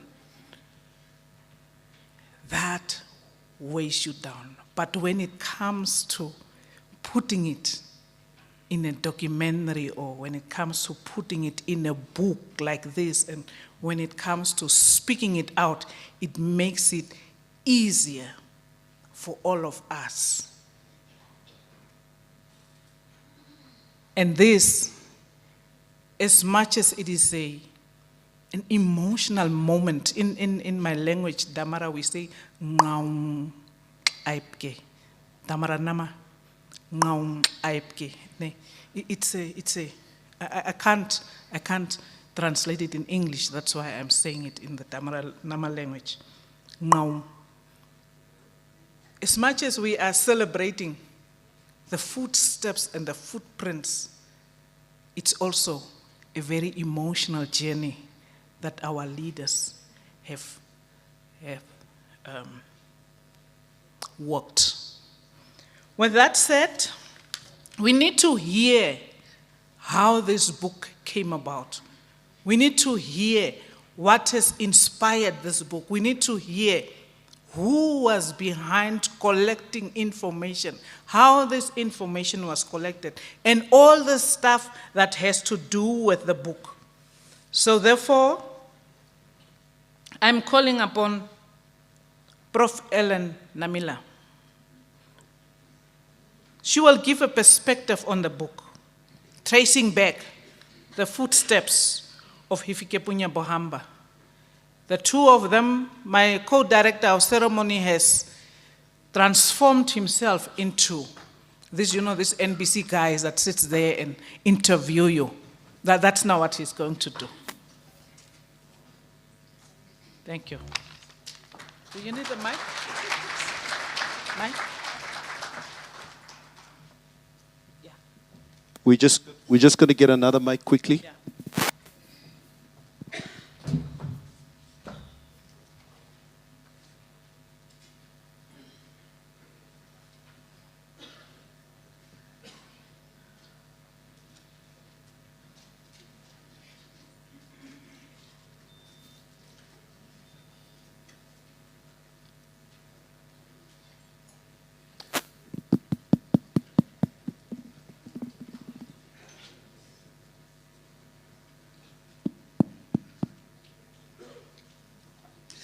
Doctor, while we are waiting for your mic, it is such a pleasure to welcome you here on stage.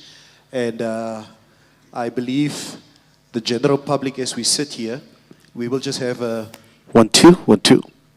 We will just have a very brief Q&A just for us just to have an understanding of exactly what were your thoughts going into the writing of the book. You are the author, and can you tell us what the process you followed basically in writing this book, Doctor? Yes. Firstly, I must say that when His Excellency Tatekulu Pohamba asked me to assist him to write his book, I was not prepared that somebody who schooled in Kwanzaa Sul, and I'm also very happy to see my teacher, my school principal here, His Excellency President Mbumba Nangolo. By then, he's the one who sent me and a group of others to go to school after the Kasinga massacre. So I was actually overwhelmed with, I was in disbelief to say, is it really me? Because sometimes we are just treated like children. If someone have seen you walking barefoot in Kwanzaa Sul, jumping around, and then they recognize that behind that is now a grown woman whom I can engage to write.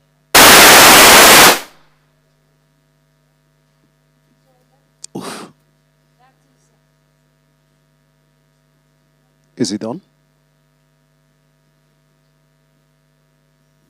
Yeah, it took me a while to get out of my shock and to be asked to write a book of a president, or former president. It's not a small thing. So, of course, I have to put up I have to do, firstly, documentary research, desktop research, to collect anything I can find in the public about this person. Or talk to people who know him so well, so that I can have an idea of who he is, and from there, prepare and design the questionnaire with which I'm going to ask him, to interview him, in order for me to put, because if you don't know a person, you cannot design questionnaires to go ask. So, of course, we sat many, many hours. And I have admiration for Tatekulu because I am the one, my back was getting tired in sitting in those benches under the tree there at Okamudi. But Tatekulu was just saying, let's push. Let's push. Eh? And I'm also sometimes the one hoping they come to say lunch is ready. Then when they say lunch is ready, I'm looking at Tatekulu because I'm too embarrassed to be the first one to stand up. So we sat many hours, many weeks. I could go to Okangodi for 1 week. And from the time I arrive, we go under the tree and start the interview. Hours and hours. So just in short, Doctor, how long did it take for you to actually to write this book? And what difficulties did you experience in the writing of this book? It took me more than 5 years. More than 5 years. Because you have to collect the information, you have to assess the information, you have to transcribe the information and start writing a story and read it many times to say, does this story make sense? And if necessary, go back on the very same questions that you have asked. And of course, sometimes you have to say, when he was in Cairo, with whom was he? So that you can also ask those people, maybe there are things they can remember which he has forgotten. Because as he himself have said here, we are talking about a memory of over 70 years. So it's not a joke to do that. And also, especially the family history. The family history is very complicated. The elderly who knew this story much, much better, we no longer have them. But I think, 5 years, it was, Tatekulu didn't want to wait these 5 years. And he will remind me even at odd hours, Namila, where is my book? When is my book coming? And he said many, many other things which I'm not going to repeat here. But it took 5 years, seriously. And Maybe just the last question, Doctor. I think for us as Africans, we have a history or an oral history of ourselves, where a lot of our stories of our history has been relayed by our parents around the fire very symbolically. Do you feel that it is the right time now for us as Africans, as we move into a new generation, that what we experience now with Dr. Pohamba's book, this is the way to go to preserve our history from here hence going forward as an author? Absolutely. Absolutely. Because the process which we follow, especially on the family history, is digging people out of their graves, trying to understand who were these people, where did they come from, what things did they do, what is the heritage that they have left us behind. And I'm very happy to see Tatekulu's children here. I'm very happy to see your children here, because I think they are the most fortunate of families to have been left with a heritage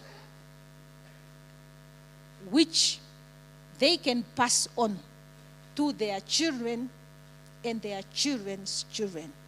I think gone are the days when we didn't know how to read and write, that we depended on orality. Today, at the dawn of the 21st century, everybody can read and write. And I'm sure this book is going to also inspire your grandchildren to actually come and dig more and fill more gaps. I don't think this is exhaustive of what Tatekulu Hifikepunye Pohamba's autobiography is. This is just a tip of the iceberg. There is more to dig, and I challenge your children and your grandchildren sitting here to actually continue from where Tatekulu have left. We should all do that. Because they used to joke about us as Africans that if you want to hide something about Africans, what do? Put it under the book. You can leave money in somebody's table who have no money. You come back after 5 years, that money is still there. Because apparently we don't have a reading culture and we don't have a writing culture. But the writing culture is here. I myself have never been to school to learn how to write. But I try best I can. Yes. Thank you very much, Dr. Namila. There are some final words that you would like to share with us. Yes. There are some final words that I want to share. And I want to share it from this book of Tatekulu. And actually, I wanted to read something from the book because the struggle that Tatekulu spoke about or wrote about is about human solidarity and compassion. And I want to take one thing from this book, which epitomizes the struggle. Tatekulu writes, in 2022, I was admitted to hospital. Comrade Nyoma came to visit me, and finding that I was still in theater, undergoing surgery, he decided to wait until I came out. As soon as the doctor indicated that I was out of the theater, he demanded to see me. He seemed concerned about whether I was going to make it. He found me a bit drowsy, but he talked about many great things and milestones we had achieved together during the liberation struggle. I couldn't really respond, although I could hear him. The doctor assured that the surgery went well, but Nyoma will not go. The doctor decided to give him a checkup too and admitted him for a day.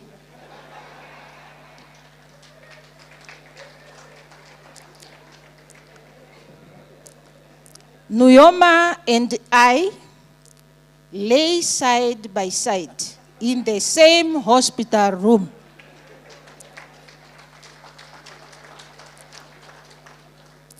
This was reinvigorating and the best therapy for my speedy recovery. That story is in the book. You will find many, many more stories of these great men, the iconography of our history. This demonstrated the enduring spirit of comradeship, which they have not forgotten it. And this is also the reason we sing. And those of you who remember this song, please join me. I'm not a very good singer, but I will try. For the sake of Tatekulu, I'm singing for you for the first time. And also your comrade, Tatekulu founding president. So palirwa na let papwa twa hupurwa. So palirwa na let papwa twa hupurwa. Hairwa wange menwa meme hairwa kumini nenge wa wange kumini nenge gendale mana moita humbatengepo, gendale mana moita, humbatengepo, airwa wange, wenua meme, airwa kumininenge, yalo. Doctor, once again, thank you. Thank you very much for giving us an insight as to what we can expect in the autobiography of Dr. Pohamba. Let's give her a round of applause, ladies and gentlemen. Ladies and gentlemen, as we move towards the end of our program, can we call on Ms. Ella Ndume to please come to the front for a poem to be delivered.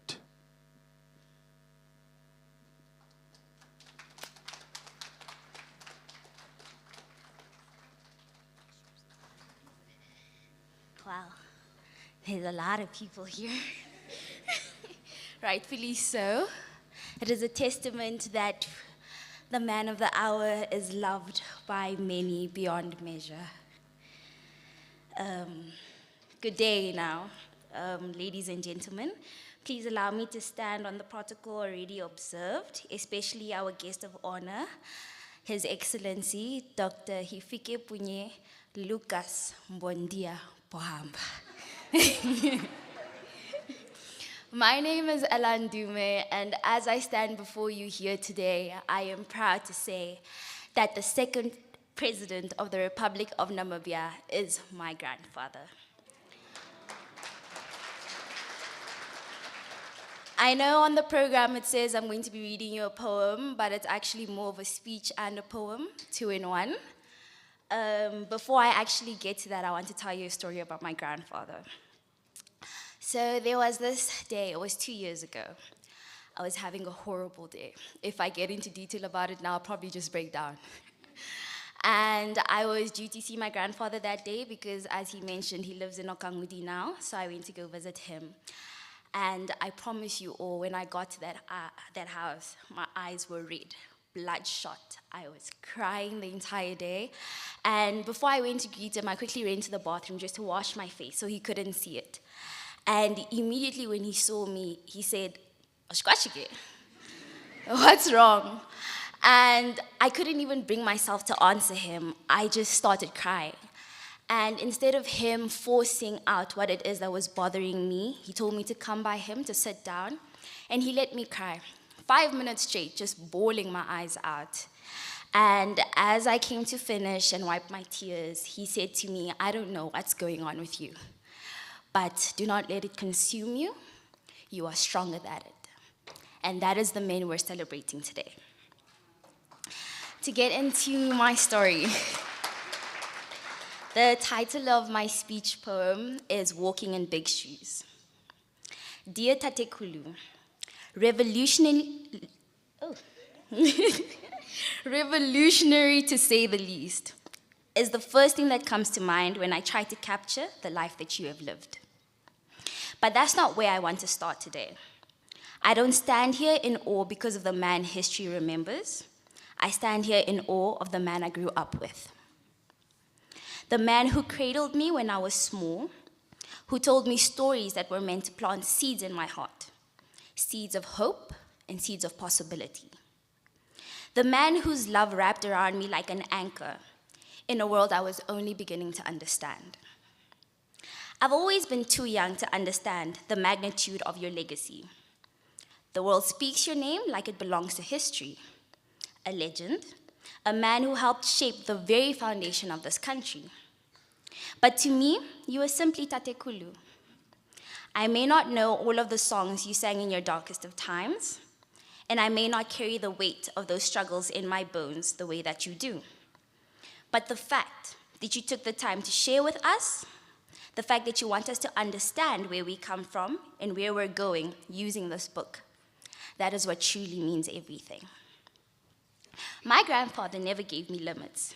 He gave me the moon and the stars as a starting point, like they were within reach, and if only I dared to stretch my hand high enough. He taught me to dream without boundaries, to believe that the future I want is something I can shape with my own hands. And yet, he didn't give me any lofty hopes. He grounded me in the truth that even dreams come with hard work, that they require patience and a belief that doesn't waver when things get tough. Tatekulu, growing up, I always thought that I would be simply just living in your shadow. A little girl watching a man who has done great things. I thought to myself that all I'll ever be known for is being the granddaughter of the former president of the Namibian Republic. But now, I see that I wasn't in your shadow. I was standing on your shoulders.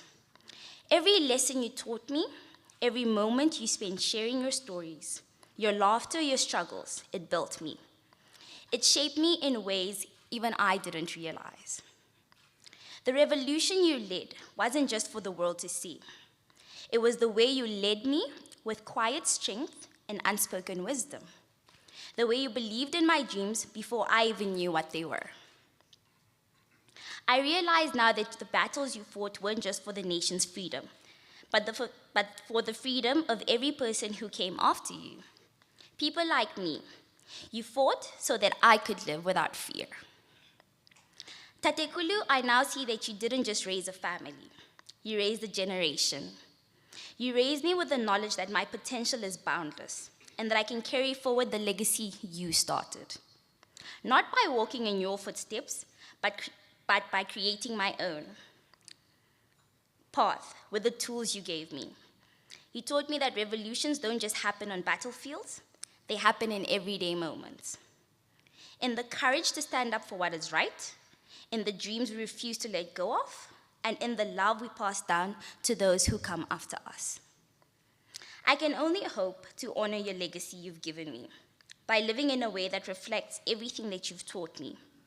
You shaped me, not just with the strength of your history, but with the love you poured into me as I grew.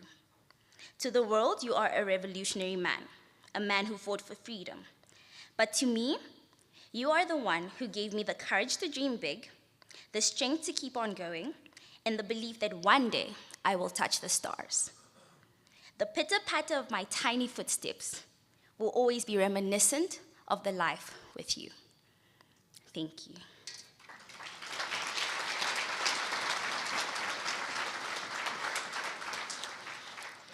Before I end off, I would love to read you a chapter from our book. I believe that everybody has it in front of us on the table. It is chapter 19. It is called My Final Chapter. It is on page 405.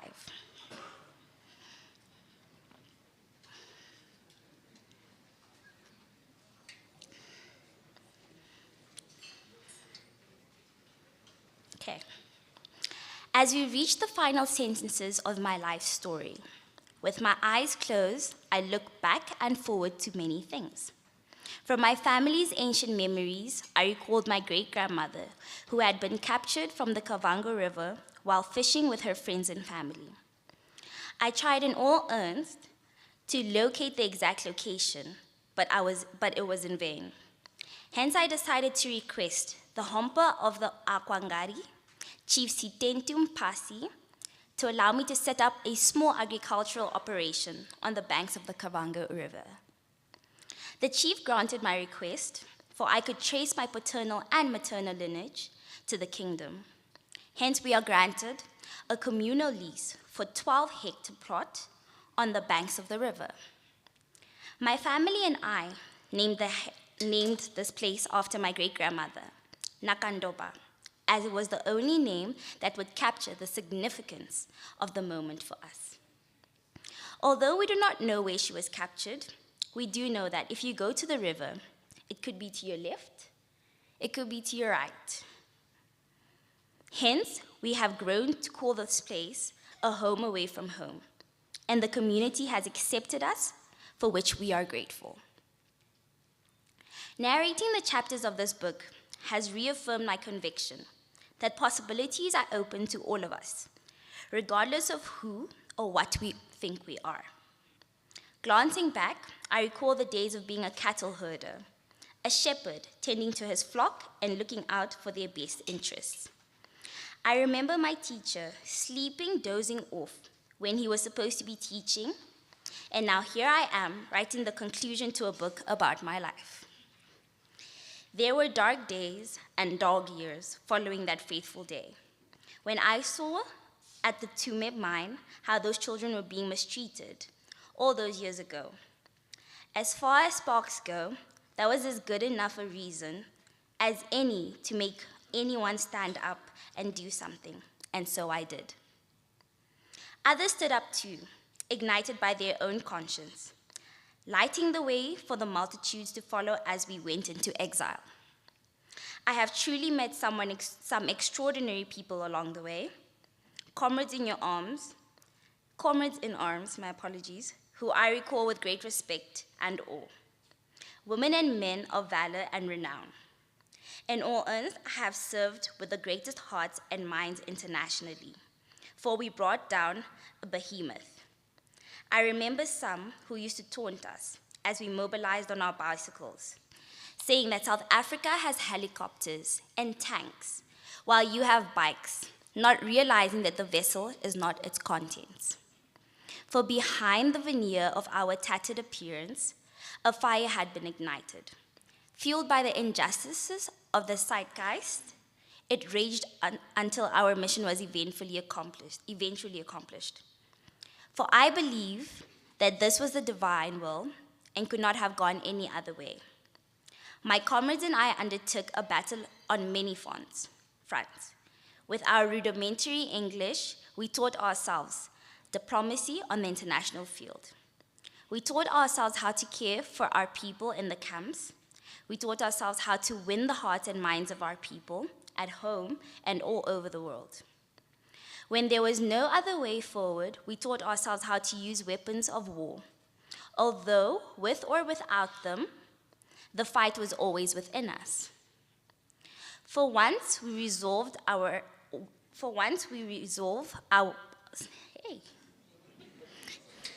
Sorry, guys. For once, our resolve was ignited, and it never lagged nor dimmed. My comrades and I fought until the president for the mighty apartheid South Africa, with her elephant tanks, Mirage jets, helicopters, gunships, and her international allies, came and gave salutations as they wished us well on our Independence Day. The lessons my comrades and I learned laid the foundation of the Namibia that we have today. Not merely a set of directions on a map, but people, a brave people, a beautiful people. Their blood, their sweat, and their tears are all part of the brew that waters our freedom. If cattle herders could bring down something like apartheid, then I believe that the destiny with this new free and educated generation can deliver for prosperity is only bound by their collective imagination. My comrades and I have proven that we must never rest on our dreams, for with enough conviction, they always come true. I am blessed to be a participant in such a rich history. Such a heritage is worth the sacrifices my comrades and I endured. To the fallen, rest colleagues, it was not in vain, for Namibia is now free. We will forever remain a grateful nation. May this book serve as an anchor in time, a testament to the fact that you did not waver when an unborn nation pleaded for your sacrifice in order to be born. Finally, if not inevitably, an old man I have become. However, I have been blessed to see different incarnations of myself in the eyes of my generation. My children, my grandchildren, and my great-grandchildren have been presented to me by the passage of time, as have the wrinkle on my hands. In a short time, I open my eyes, and I am seated near the riverside at the Nakandoba Agricultural Project. The sunlight piercing through the dancing shade of the leaves, bringing my thoughts closer to home. I look to the left and then to the right, knowing that the totality of my life's decisions and mistakes got me where I sit today. An old man on his last sentence, narrating an ancient memory for a generation that is yet to follow. Eyi, Oyo, Ondjila Eyi, Enda. Thank you very much.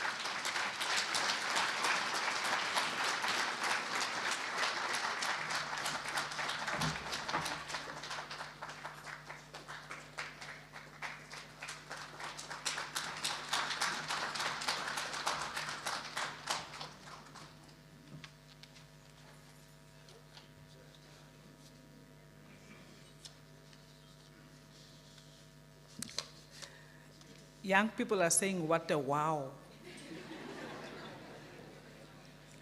Ella, she was always the little entertainer around the president. I couldn't believe when I see her now, eloquently, such a beautiful, beautiful young lady that she has turned into. Now the kitchen is knocking at my door. The kitchen is knocking at my door. They said, you said 1 o'clock and we have prepared the food for 1 o'clock and the food is ready. And we are still not ready because our main speech has still not come. And there are so many little things that we still need to do before we conclude. Now, we are not very far off, Your Excellency.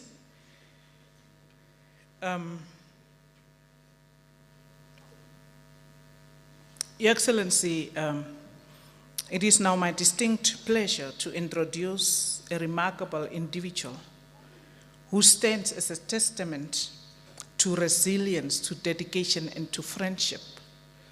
And friendship of 61 years. When the former president said 60, I met him in 1963. Some of us were really not born yet. And I was whispering to Neville and I said, they are not saying they were born in 63. They are saying they met in 63, which means these people were born even before 63 to have met in 63. Yeah, these people have been together for quite a long time. Our keynote speaker is not only a distinguished leader, a political leader, a government leader, and a freedom fighter, but he is also a cherished friend of His Excellency Hifikepunye Pohamba, having walked alongside with him during the challenging days of the liberation struggle. And I have been watching him, how he was responding to everything that is going around him now. And he is deeply involved in his process. He is reliving the times and the days of the struggle. It shows that their bond is a powerful reminder of the strength that is found in solidarity and the unwavering commitment to a common cause. He is also someone who has inspired many of us with his own personal journey, the same journey that has brought us here, and with his profound insights and his wisdom. He will undoubtedly bring to life the remarkable tales that is captured in this Odo biography. With great honor and admiration, I call upon Honorable Comrade Tatekulu Bena Madila to the stage as a keynote speaker.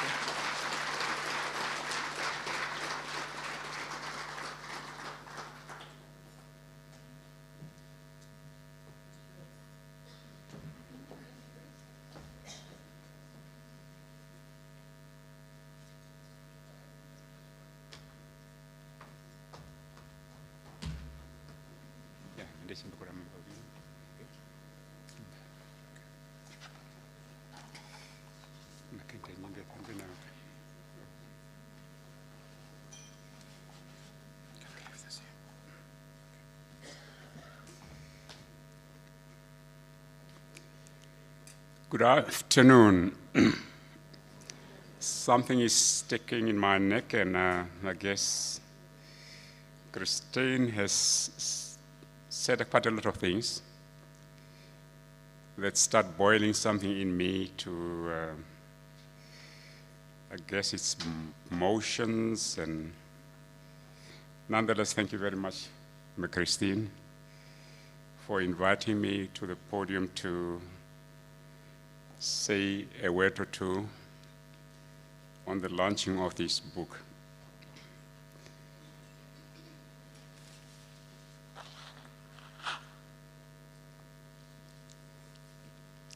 Let me stand by the protocol already established that will possibly save us some time. We were reminded that the pots are overboiling and the pans are almost burning.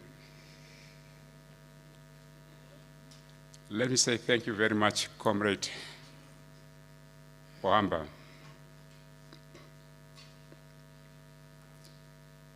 for bringing us all here together. And let me also admit, I was not expecting this crowd.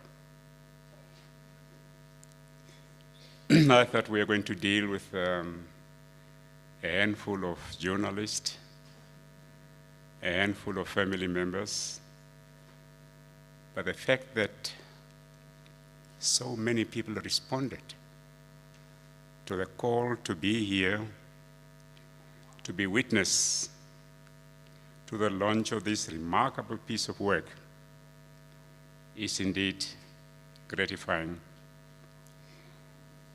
Comrade Mbumba, we've been following your program in the United States, at the United Nations, and we could tell you are very, very busy indeed. And on your arrival here, you have to rush northward again,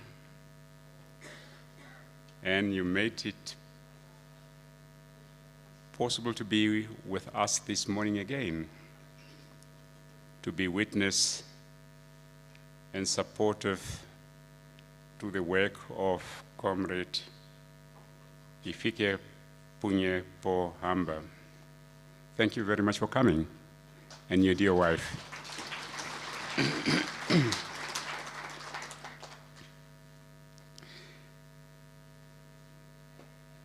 Let me say the history of our country and the history of our struggle has been told by many, sometimes retold or stories overheard, and sometimes spiced to suit the audience, and sometimes a recollection of story overtold. I think we have to say thank you very much to Comrade Hifikepunye Pohamba for putting together his footsteps. And they stretch over a long stretch of time. And that is the primary source of information on our struggle and our history. I wanted to ask him why did he saw it fit for me to come and launch the book. I did not do so. 3 days ago, we sat together in his office there, and we exchanged remarkable things that I will not mention or share to anybody else.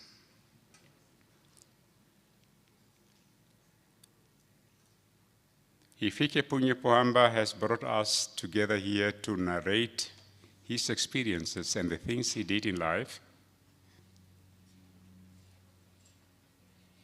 to emulate him as a matter of choice, but to understand what it took to did what we did. It's true that people still lingering in our midst who thought very little has been done. because they don't know where we are emerging from. This is not my day, it's Hifikepunye's day. And I should not spoil it by mentioning my name or the names of others. He's a remarkable person who lived up to the motto of SWAPO, solidarity, justice, and peace.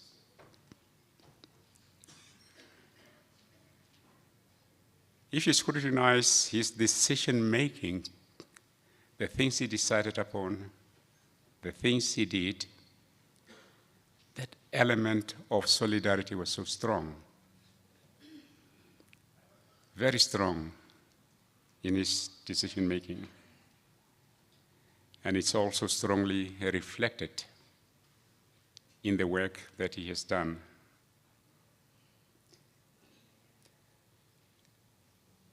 We met in 1963. And the year 1963 was when South Africa has decided they were going to launch this Odendahl's plan. Not all of us knew what the Odendahl's plan was. It was presented as a program to make things beautiful for the black people. Now, we said we were oppressed and we want something better. Ghana was independent. And we start hearing stories of what it meant to be independent. That you can also decide on your future yourself. But here comes South Africa to tell us that no, they have a program to make things beautiful for us.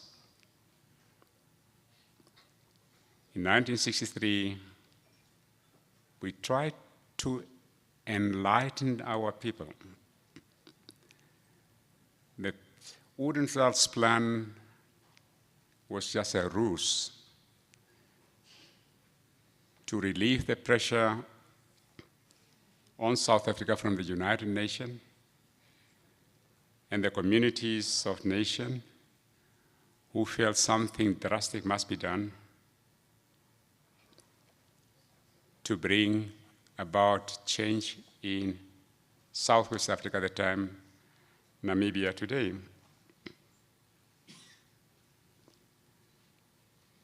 On the 12th of August, we met at Ohangwena. Maybe those who live in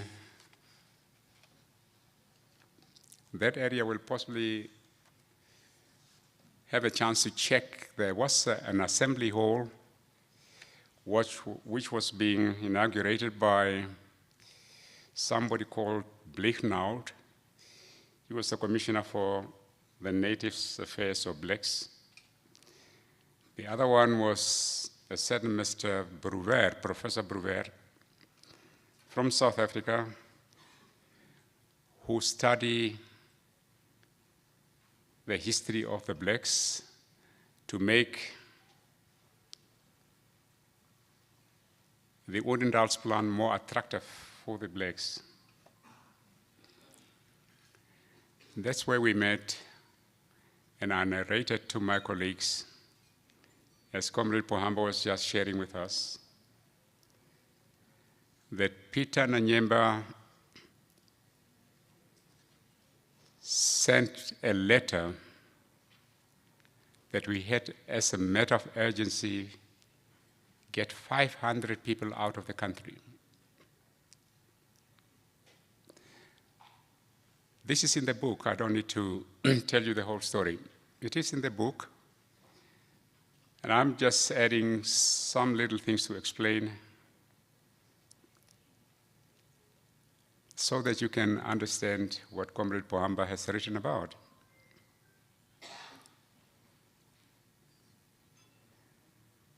Kwame Nkrumah called all those countries which were independent and not independent to Ghana to Winneba, and asked those countries still under colonialist operation, that they should be their own liberators. After Winneba, Nujoma committed himself in Dar es Salaam to the Liberation Committee that yes, Namibians will start a fight to liberate themselves. Swanu was there. When they were asked, they said no, they were going to consult the leadership at home. Burumba Kerina was there. He was no longer a member of SWAPO. He couldn't say much, but he also agreed he will send troops, or he makes some troops available for the liberation of Namibia. But what Nujoma immediately realized is that he didn't have the men, nor the women, to start that war. Hence, the urgency of finding 500 people out of the country. The population of Southwest Africa at the time, or Namibia, was estimated at about 500,000. That's the total population. And the most densely populated area was the former Ovamboland. That's where you could get at least a cluster of so many people.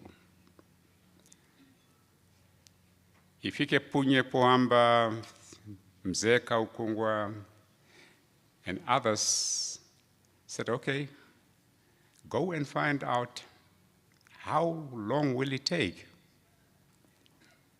Places with water and food so that when we have these people ready, can they reach the coast, the Atlantic Ocean? I was just naive, a young man from Walfish Bay, maybe the second time that I visited Ovamboland, so that time. I was given Kahumba Kandola to accompany me. If only I listened carefully, I would have understood that the mission was impossible.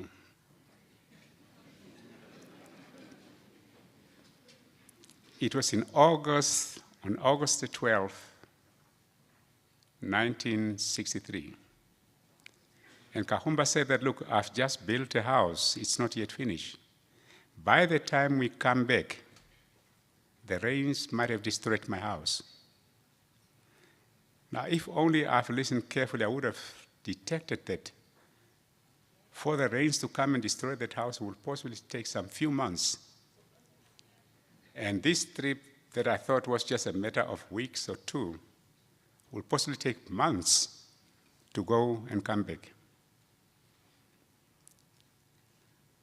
So, my dear comrade Pohamba and the others, allow me to go. And that is also in the book, to try and get those people to Ghana for us to put together a force to liberate ourselves. When it didn't work, Burumba Kerina has left SWAPO. He came to Zambia. Zambia was not yet independent. He created a body called the Namib Independence Party. And then he went to Botswana. In Botswana, he linked up with Chief Clemens Kapua. And they managed to bring 160, I think 62 or 64, people who came and got stranded at a place called Makunda. They were on the way to be trained militarily to come and liberate the country. I have failed to take those people out. Now, Kerina has brought in, Bechuanaland was not yet independent. And we made a commitment that we will liberate ourselves. For SWAPO to become a liberator of this country took one man. That was Maxton Joseph Mtongolume, who started hijacking people in Francistown, people who were on their way to the mines, northern Transvaal, people on Winella, somewhere coming back from South Africa after the mines.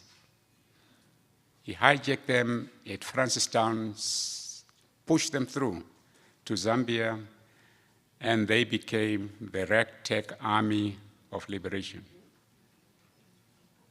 Comrade Pohamba, that was what Maxton has done. And while Karina has 162 people, only 2 went through, and that was Theophilus Kaura and Joseph Karaihe, who managed to get to Ethiopia, train in Ethiopia,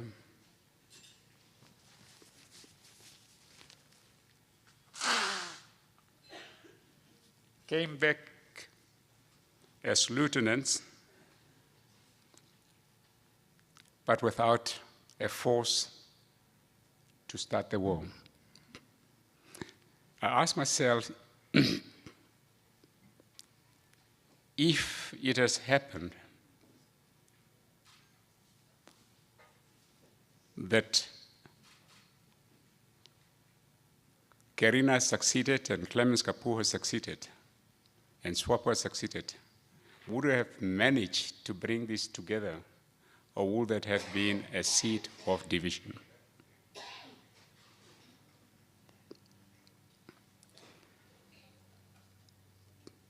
Dear members, I'm trying to make this book attractive to you so that you can buy this book. The end product is to help our students and learners becoming educated in the field that Comrade Pohamba thought would be the best is agriculture. Now, it's the first time that I'm wearing glasses. Age is catching up with me. And I have to be very nice to modern technologies to be able to share with you.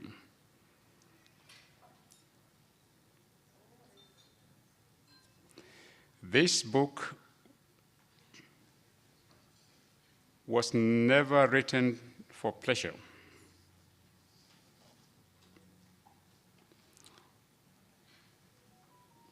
This book was not written to bring pleasure to a few old men like Hifikepunye Pohamba and myself. It was also not written for historians to use it for writing more books about Hifikepunye Pohamba and the Namibian history.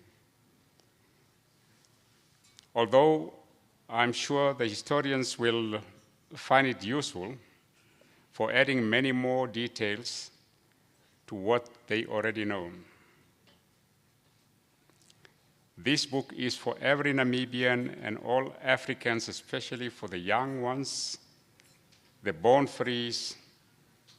They have the right to complain about how they experience Namibia or Africa today, but they also have the right to know how we as a nation got our freedom and independence.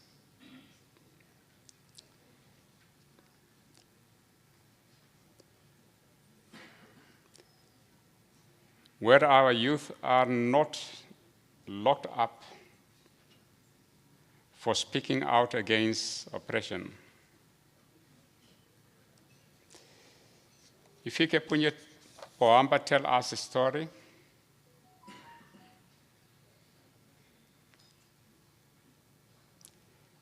as he experienced it, and even more as he was part of shaping it.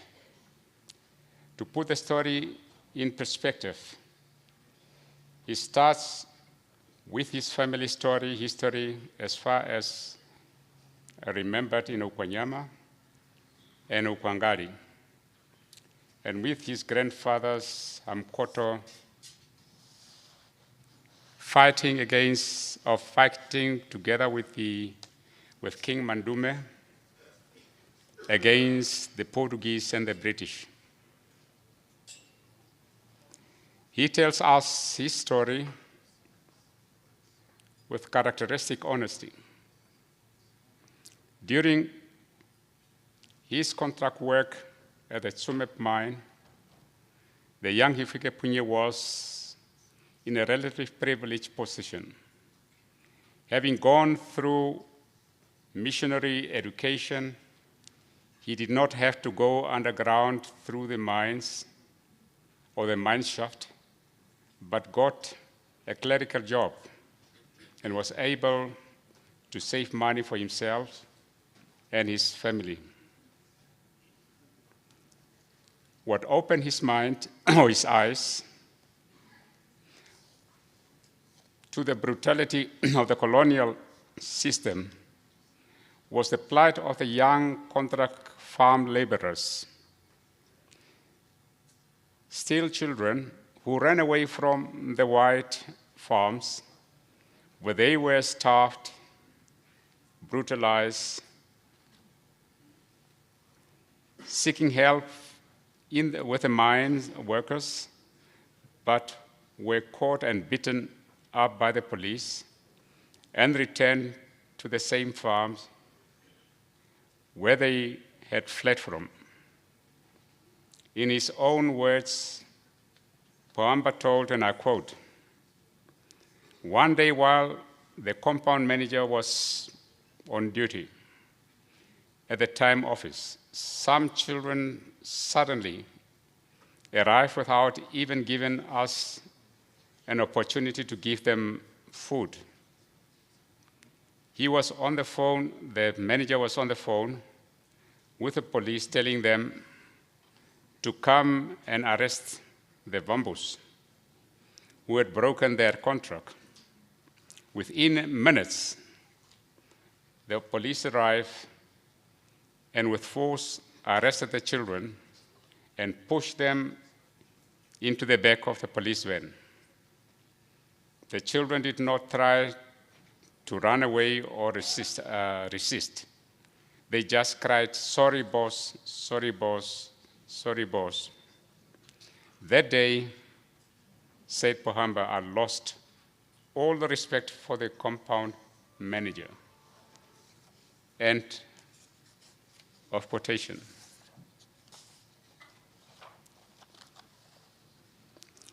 This crying shame and injustice made him to join OPO, that's the Ovambulan People Organization, and later SWAPO, and becomes an activist and organizer of the movement. This was not without consequences. And when he disregarded the demand of the Native Commissioner to stop the political activities, he was sentenced by a so-called traditional court to be publicly flogged 24 strokes, or flocking with a pokolo or mapokolo, the palm trees. This is what Pohamba said, and I quote again, "I was flogged in public with 12 strokes on each buttock. 4 men grabbed me and laid me on my stomach, firmly pressing me to the ground. Another policeman administered the flogging. After that, they released me." End of quotation. This kind of repression by chiefs who eagerly satisfied the demand of the apartheid administration forced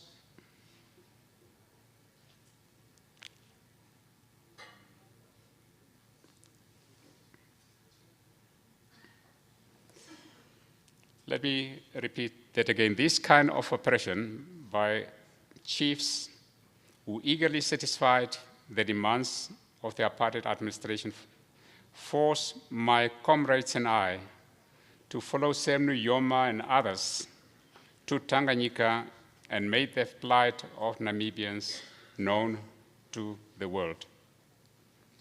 That was easier said than done. There was no easy passage through the neighboring territories.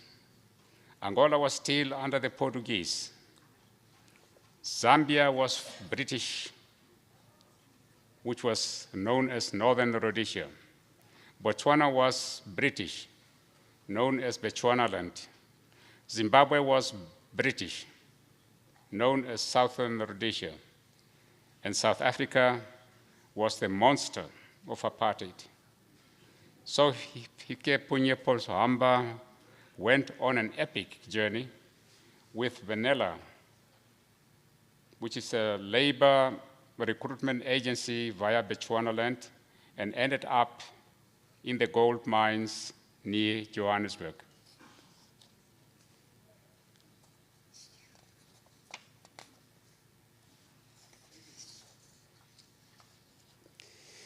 From there, he escaped from the mines, illegally crossed back to Bechuanaland, got a false paper to cross the border to Northern Rhodesia, passed through Katanga, where he was beaten up by the Katangese soldiers. If there is anyone with an idea that going into exile was a walk in the park, Pohamba said, listen to this. The bus in which he was traveled across the border into the Congo without any problem, but about an hour later, in Katanga territory, there was a roadblock held by the soldiers. The Katangese soldiers who were at war with the United Nations, acronym ONUC 54, boarded the bus and people showed their papers. When I pulled out my documents, they shouted at me and pushed me off the bus. They spoke French, Bemba, or Kiswahili. I could not understand.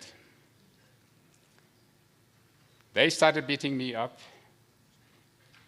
and thereafter pushed me into an office where the man in charge could speak a bit of English. He asked me where I was going. I showed him the document that Comrade Maxton had procured for me, written by a school principal in Mahalapia in Botswana, which said that I was a teacher going to Kasama on holiday. It was nicely typed. The officer said this was not a travel document, but he would not let me go. I was in pain but he would let me go. I was in pain after having been beaten by the soldiers, but the officer prevented me any more violence. I got back into the bus.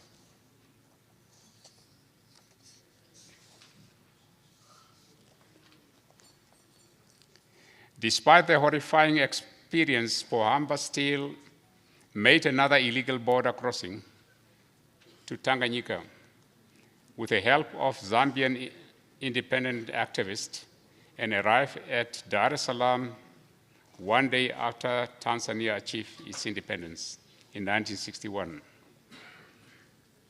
And not so long after this, Pohamba volunteered to return to Namibia to to inform the comrades there in Namibia in person about the work going into exile and to continue the mobilizing work. This time, his journey involved being jailed in southern Rhodesia, where he was expelled to South Africa, where he was arrested again before he made it to Windhoek, where he was sentenced to jail and then deported to the north. This did not deter him from organizing SWAPO and mobilizing against the Odendahlsplan until going into another dangerous journey into exile. But you have to read it yourself in the book. I will not describe his work as a SWAPO diplomat in Algeria, his work in Zambia, where he organized the message of the first trained SWAPO guerrillas back to Namibia. Then in Tanzania, as SWAPO, he also represented SWAPO in Tanzania and also a liaison officer for Liberation Committee in Tanzania. Now, one thing, as you may possibly realize, my reading is becoming so difficult. In Zambia, a number of Namibians start getting out of the country because of his work mobilizing people in the north. He took a team of people out of Namibia, including Mzee Kaukungwa. That was after they confronted Mr. Jan de Wetnel. Mr. Jan de Wetnel was the Minister of Bantu or Native Affairs, who went to Ovamboland then to introduce the Odendahlsplan to the Ovambos. It was felt that the Ovambos would be more pliable to become a Bantustan. And the way Hifikepunye Pohamba and Mzee Kaukungwa stood up against them caused a situation where they were threatened to be shot, and they fled their country into exile for the last time. In Zambia, the sense of solidarity that I mentioned earlier played a role. I saw Hifikepunye Pohamba carrying a bag of maize from the Liberation Center, that is the place where the administration center of all liberation movements was, to Kanyama, where the Namibian students were housed. There was no car. A distance of about 2 kilometers on his shoulder, because there was simply not much to eat by those who were staying at that Kanyama center. He used his influence to persuade government and those Namibians from Caprivi who were working for the Zambian government to provide assistance to SWAPO. There were people like the Sekoto Wina, the Arthur Winas, and they became ministers, but the origin of their parents were from the Caprivi. He mobilized them to support the struggle for liberation. He was sent to represent SWAPO in Algeria, because Algeria was independent, and Algeria requested that SWAPO sent a representative there. So he was there as the representative of SWAPO to make the case of Namibia known to the rest of the Namibian, or to the Algerian people, the Arab people. And so Hifikepunye Pohamba's story is written, and it is in those books.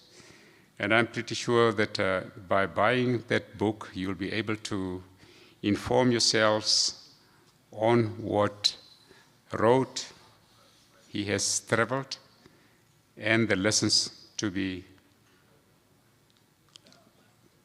learned from. I will also not go into Hifikepunye Pohamba's work in Namibian government.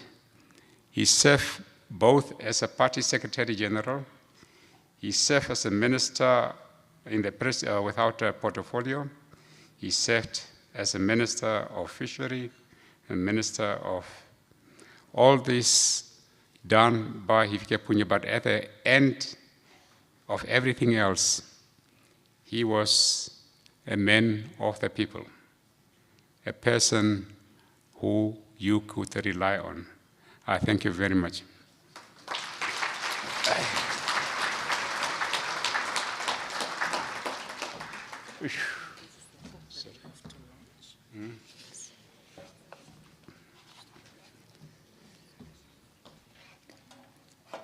So by the power vested in me as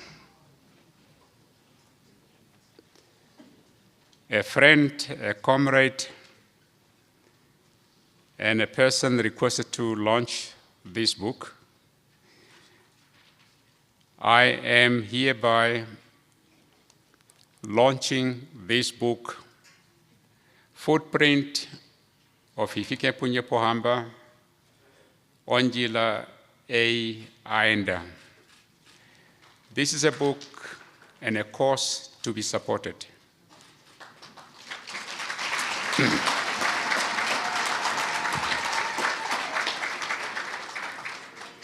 This is a sign of determination of a person.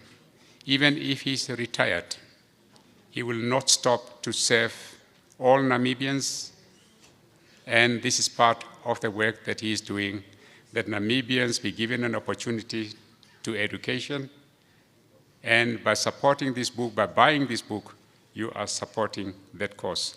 I thank you.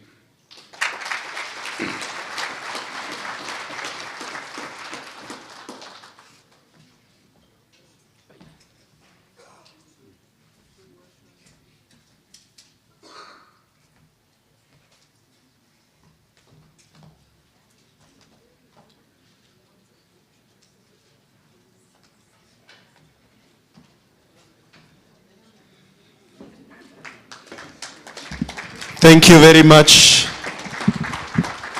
Tate Bena Madila.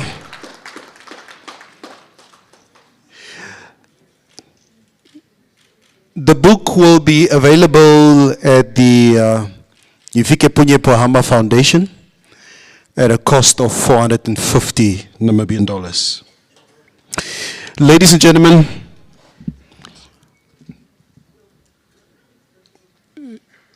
we have our president here in our midst this afternoon, and please don't worry, he's well aware we are very hungry. Yeah, and if he speaks too long, we will just... Ladies and gentlemen, with a few remarks, I would like to take this opportunity to call on stage His Excellency Dr. Ngola Mbumba, the President of the Republic of Namibia.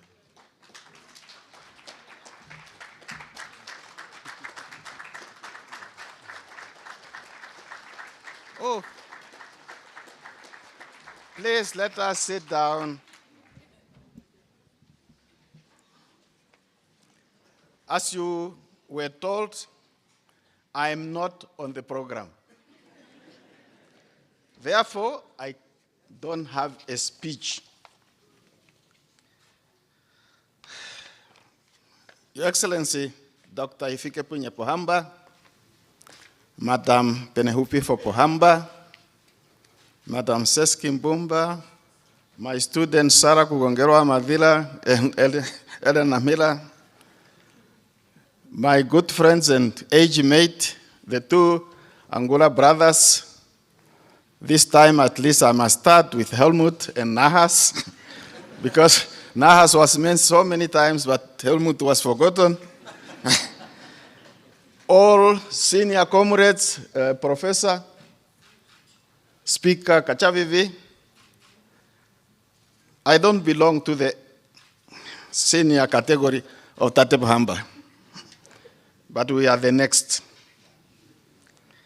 And when Turongeni was given the chance to come and speak, I told my wife, look, the first public statement Turongeni is going to say.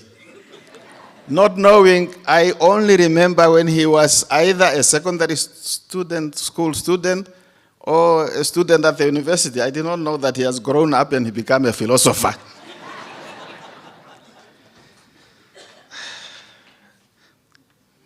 I said my two brothers and friends, the Angulas, Tate Pohamba was the first senior person who was in exile already. Who came to see us at Kazungula. I will not tell the story. But I will tell you one thing. Last year or 2 years ago, we were at 5 years ago now, 6 years. We were at another book launch, once again by Ellen Nampila. And Tate Pohamba was there, Meme Pohamba was there, Seski was there, I was there. And then when we got home, somebody was calling in a furious manner. I'm calling you, where are you? I said, Comrade President, I was with Tate Pohamba. So that saved me. That is the reason why I could have gone to my office, honestly, and start doing paperwork. But this is not only the launch of a book, it's a book by the second President of the Republic and by the person of Hifikepunye Pohamba.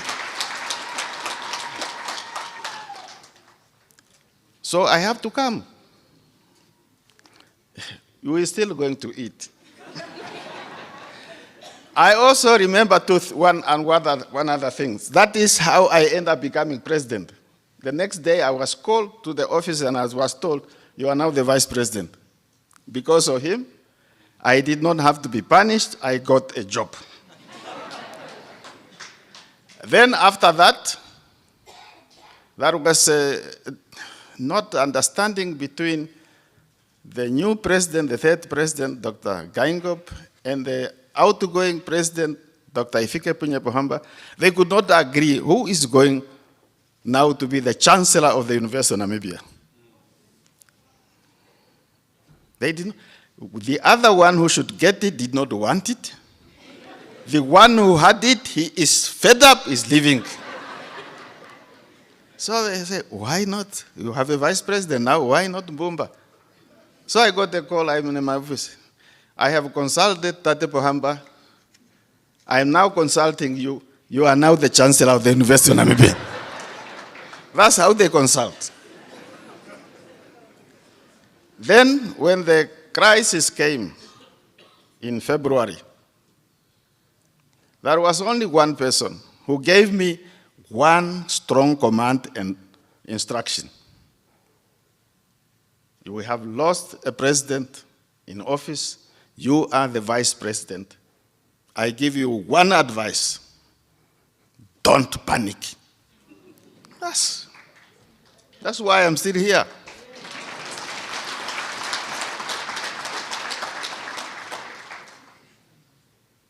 So, when we are told not to panic, let us now go and read the book. This book by who? By Hifikepunye Pohamba. I see the chiefs are here. Tate Gasep, Vet Boy, all of them. I saw even some former mine hackers or something, mine supervisors. The whole community of Namibia is represented here in this hall. The veterans, the fighters, the teachers, the student, the beautiful people who will never know a Boer telling them what to do. Let us read the book. Thank you very much.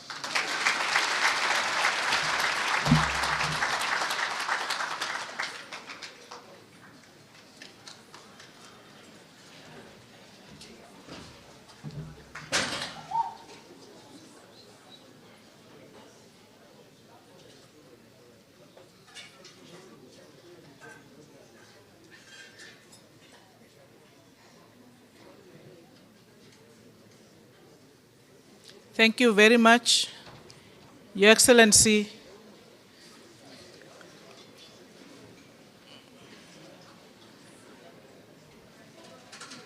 Thank you very much, Your Excellency Nangolo Mbumba, President of the Republic of Namibia. I have listened carefully to what the President said, and it looks like when you mention that you have been with President Pohamba, everything goes well. So I really want to take this opportunity to report, Your Excellency, that since this morning, I haven't been at the office. I was here at the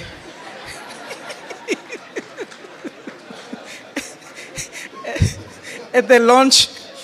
Yeah, after this, we are going back to office, and I will be asked, where were you? So I'm. With this said, we have come really to the end of our program, and I would like to invite one of the trustees, Honorable Anna Shiweda, to move the vote of thanks, after which we will rise for the singing of the anthems. But as she is on her way here, I must say, when we were appointed as trustees, we were not ministers and deputy ministers. No. We were doing other things when we were appointed. So it pays to do something for the Hifikepunye Pohamba Foundation. Maybe you will become ministers, you know. Thank you.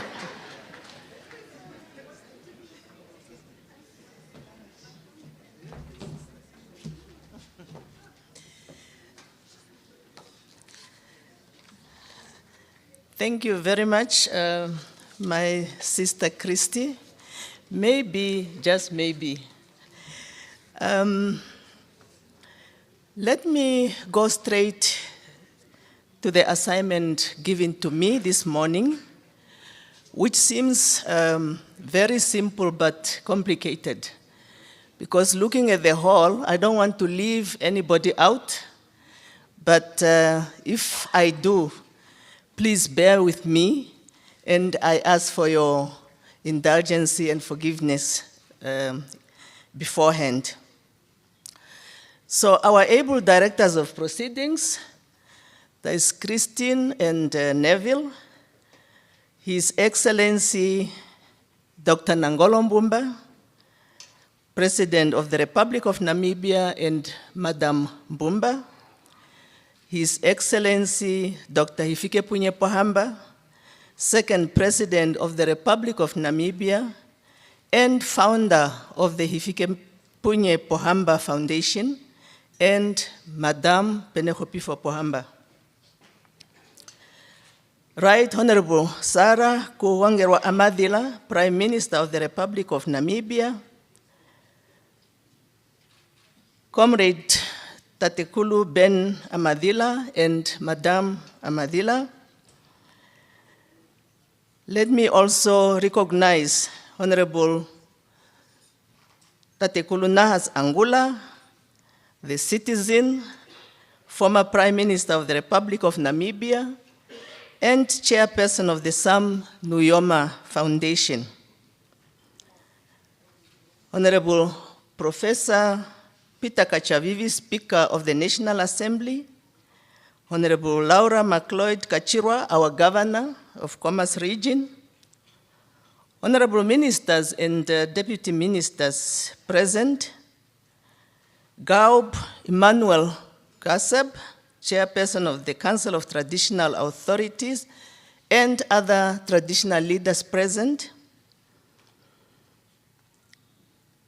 Our retired generals, I see Comrade Ndahu Namolo, I see Comrade Shali, and I think the governor is also here, Lieutenant General Ndeitunga of Ohangwena region. Members of the diplomatic corps present here, Professor Ellen Namila, Ms. Ellen Dume, I think I must recognize her. She has played a very big role today. Other special invited guests, and we have a number of special invited guests. I really want to recognize your presence here this morning. We have Meme Yatoivo, I think as a special guest. You are recognized, Madam. I see a lot of faces. Please bear with me, and I recognize you all. Members of the media, ladies and gentlemen, I don't want to forget Pastor Cliff Willemse. I think it was a powerful message that you gave us. And let me also recognize Honorable Mark Henry Venani, if he's still around, leader of the official opposition.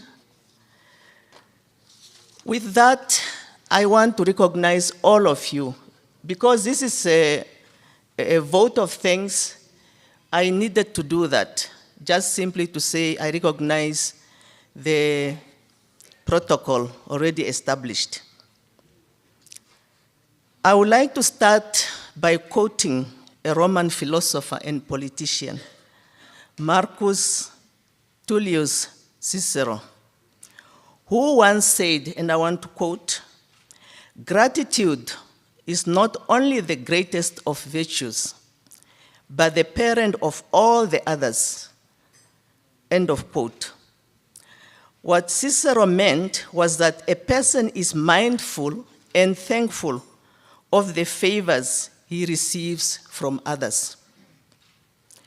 We at the Hifikepunye Pohamba Foundation are mindful and thankful to you all for putting aside your valuable Monday morning to attend and witness this important event. The fact that you took time out of your very busy schedules to attend this launch is a manifestation of the value that you attach to the history of our country and the respect that you accord our liberation icons and freedom fighters. The importance of the political history of our country, in particular the history related to the liberation struggle for the political independence of our country, cannot be overemphasized. It is indeed through rich and illustrious autobiographies, such as the one of gallant son of the soil, His Excellency Dr. Hifikepunye Pohamba, that was just launched a few moments ago, that the history of our country is kept alive for the current and future generations. Therefore, at the onset, I would like to take this opportunity to express our profound gratitude to His Excellency Dr. Hifikepunye Pohamba, Second President of the Republic of Namibia, for taking this noble initiative and visionary decision to pen down his autobiography and political legacy for the benefit of all Namibians. There is no doubt that this book will help us to understand the trajectory journey to freedom, starting with where we are coming from, where we are, and where we are going to as a nation. You will agree with me that if it is important to understand this political, historical root of our country, you will agree with me that it is important to understand this political and historical root of our country. I would therefore encourage all Namibians, especially the younger ones, to buy and take time to read this book. We have really lost a culture of reading, and maybe we should all start now reading. It's very interesting to read books. Footprints of Hifikepunye Pohamba, Ondjila Eyi Enda. Although the author may have already extended his appreciation to his family, and he has done so while he was talking, it is just fair to also thank Mekulu Penehupifo Pohamba, the children and grandchildren, and the entire family for their support throughout the whole process of realizing this book. A special thanks goes to Tate Ben Amadila for the insightful keynote address, and launch of the book. It is a well-known fact that behind any quality academic work and product, there is always a brilliant and professional academic mind. In this regard, I wish to take this opportunity to thank Professor Ellen Namila for her excellent work on this project and for spearheading and guiding the process that gave birth to this autobiography. Without her commitment and dedication and that of her team, this book would not have seen the light of the day. Prof. Namila and her team deserve a big round of applause.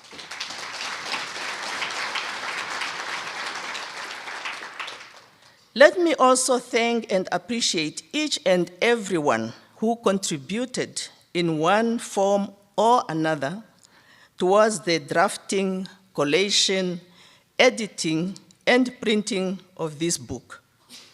We have special guests among us, and your contribution cannot go unnoticed and is highly commendable and appreciated. Equally, I would like to thank the Hifikepunye Pohamba Foundation and its trustees under the able leadership of Dr. Kalumbi Shangula for the facilitation and support that it provided to the work of the team that was responsible for the compilation of this beautiful autobiography. I will fail in my duties if I do not recognize the work and efforts of the organizers and support staff of this important event for the behind-the-scene activities, i.e. planning, organizing, and hosting such a wonderful event, and for making our stay here this morning comfortable, enjoyable, and eventful.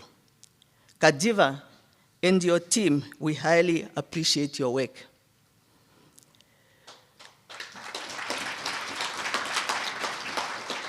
Culture is a very important element of social fabric.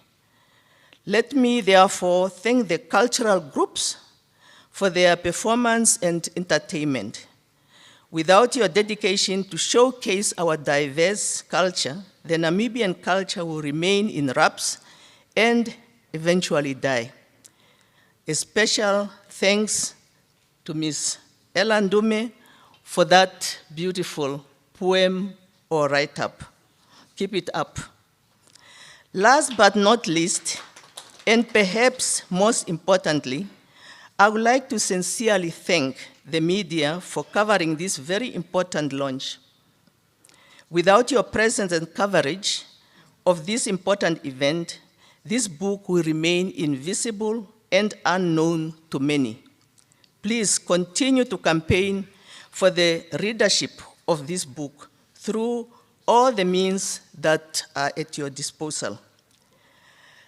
I also would like to thank or recognize the Ministry of Information and Communication Technologies for their live streaming of what is going on in this room. In conclusion, let me once more thank you all for attending this event. The only way left for us to honor this event is to buy a copy of this book and start reading it. But most importantly, add it to your library collection of books. As you have heard, the proceeds that are going to be accrued from the sale of this book will be put to good use by supporting young students who are intended or intend to pursue their studies in agriculture and food security. And here I want to declare my interest. This is a very good cause to pursue and to follow, agriculture development for our country. It is therefore worth supporting this initiative by all of us. With these few remarks, I thank you all, and I wish you a productive week ahead. Thank you very much.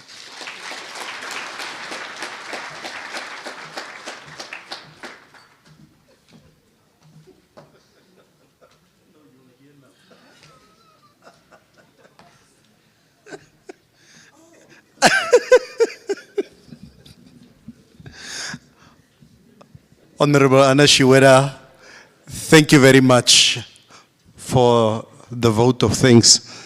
Now, Honorable Shiwera, it's not me, okay? It's your comrade. Because she was sitting there while you are, giving the vote of thanks, and she, it's a tie. So we are not being recognized, you and me, Nevels, in the vote of thanks. Now every time you say, and lastly, she says that, Aye. So I'll say, please go and sort out there with each other. No, it's all good. Thank you very much. Ladies and gentlemen, we've come to the end of the formal part of our program. The sound there at the back, I sincerely hope you have the audio version of the national and the AU anthems, if the choir is not readily available at the moment. Are we good to go? The AU anthem and the national anthem. Are we good? Ladies and gentlemen, can we please rise in closing for the singing of the AU and the national anthems.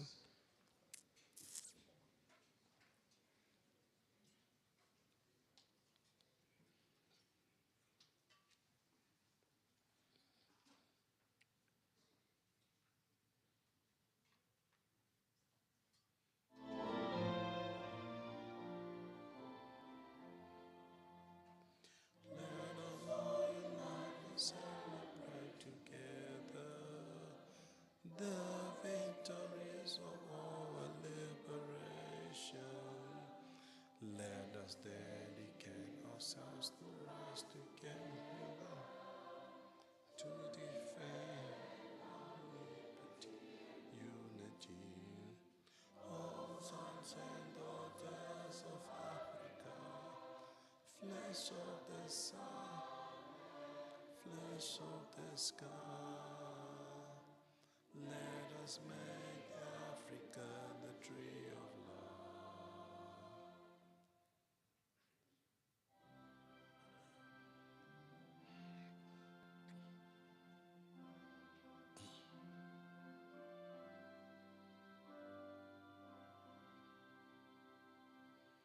Namibia, land of the brave freedom fight, we have won. Glory to their bravery, whose blood waters our freedom. We give our love and loyalty together in unity, contrasting beautiful Namibia, Namibia, our country, beloved land, Savannah, hold high the banner of liberty. Namibia, our country, Namibia, motherland, we love thee. Thank you very much, ladies and gentlemen. Can we please just be seated for a minute? The order of sequence for lunch, ladies and gentlemen, will be as such that our main table and the tables here, the front row tables, will make use of this exit here where they will be served. It is a buffet lunch, so they will move from here to the food station here on this side. The rest of you people I'm here in the front. I'm going this way. No, ladies and gentlemen, just the order of sequence. There's another food station there at the back. Just as you exit the door there at the back, please make sure that you receive a drinks voucher before you go and dish. So, yeah, that's just the order of sequence. Tate Ben, I forgot to say a happy early birthday, since tomorrow is your birthday. He forgot. Tate Ben, blessings to you. This is your early birthday present to be here with all of us here today. Enjoy the day tomorrow and have a happy, happy birthday. Let's give Tate Ben a round of applause. Thank you very much, ladies and gentlemen. We've come to the end of our program.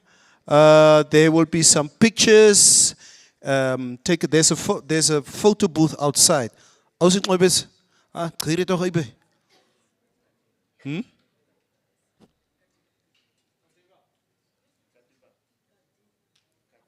Kadiva, the photographer. Or what? Oh.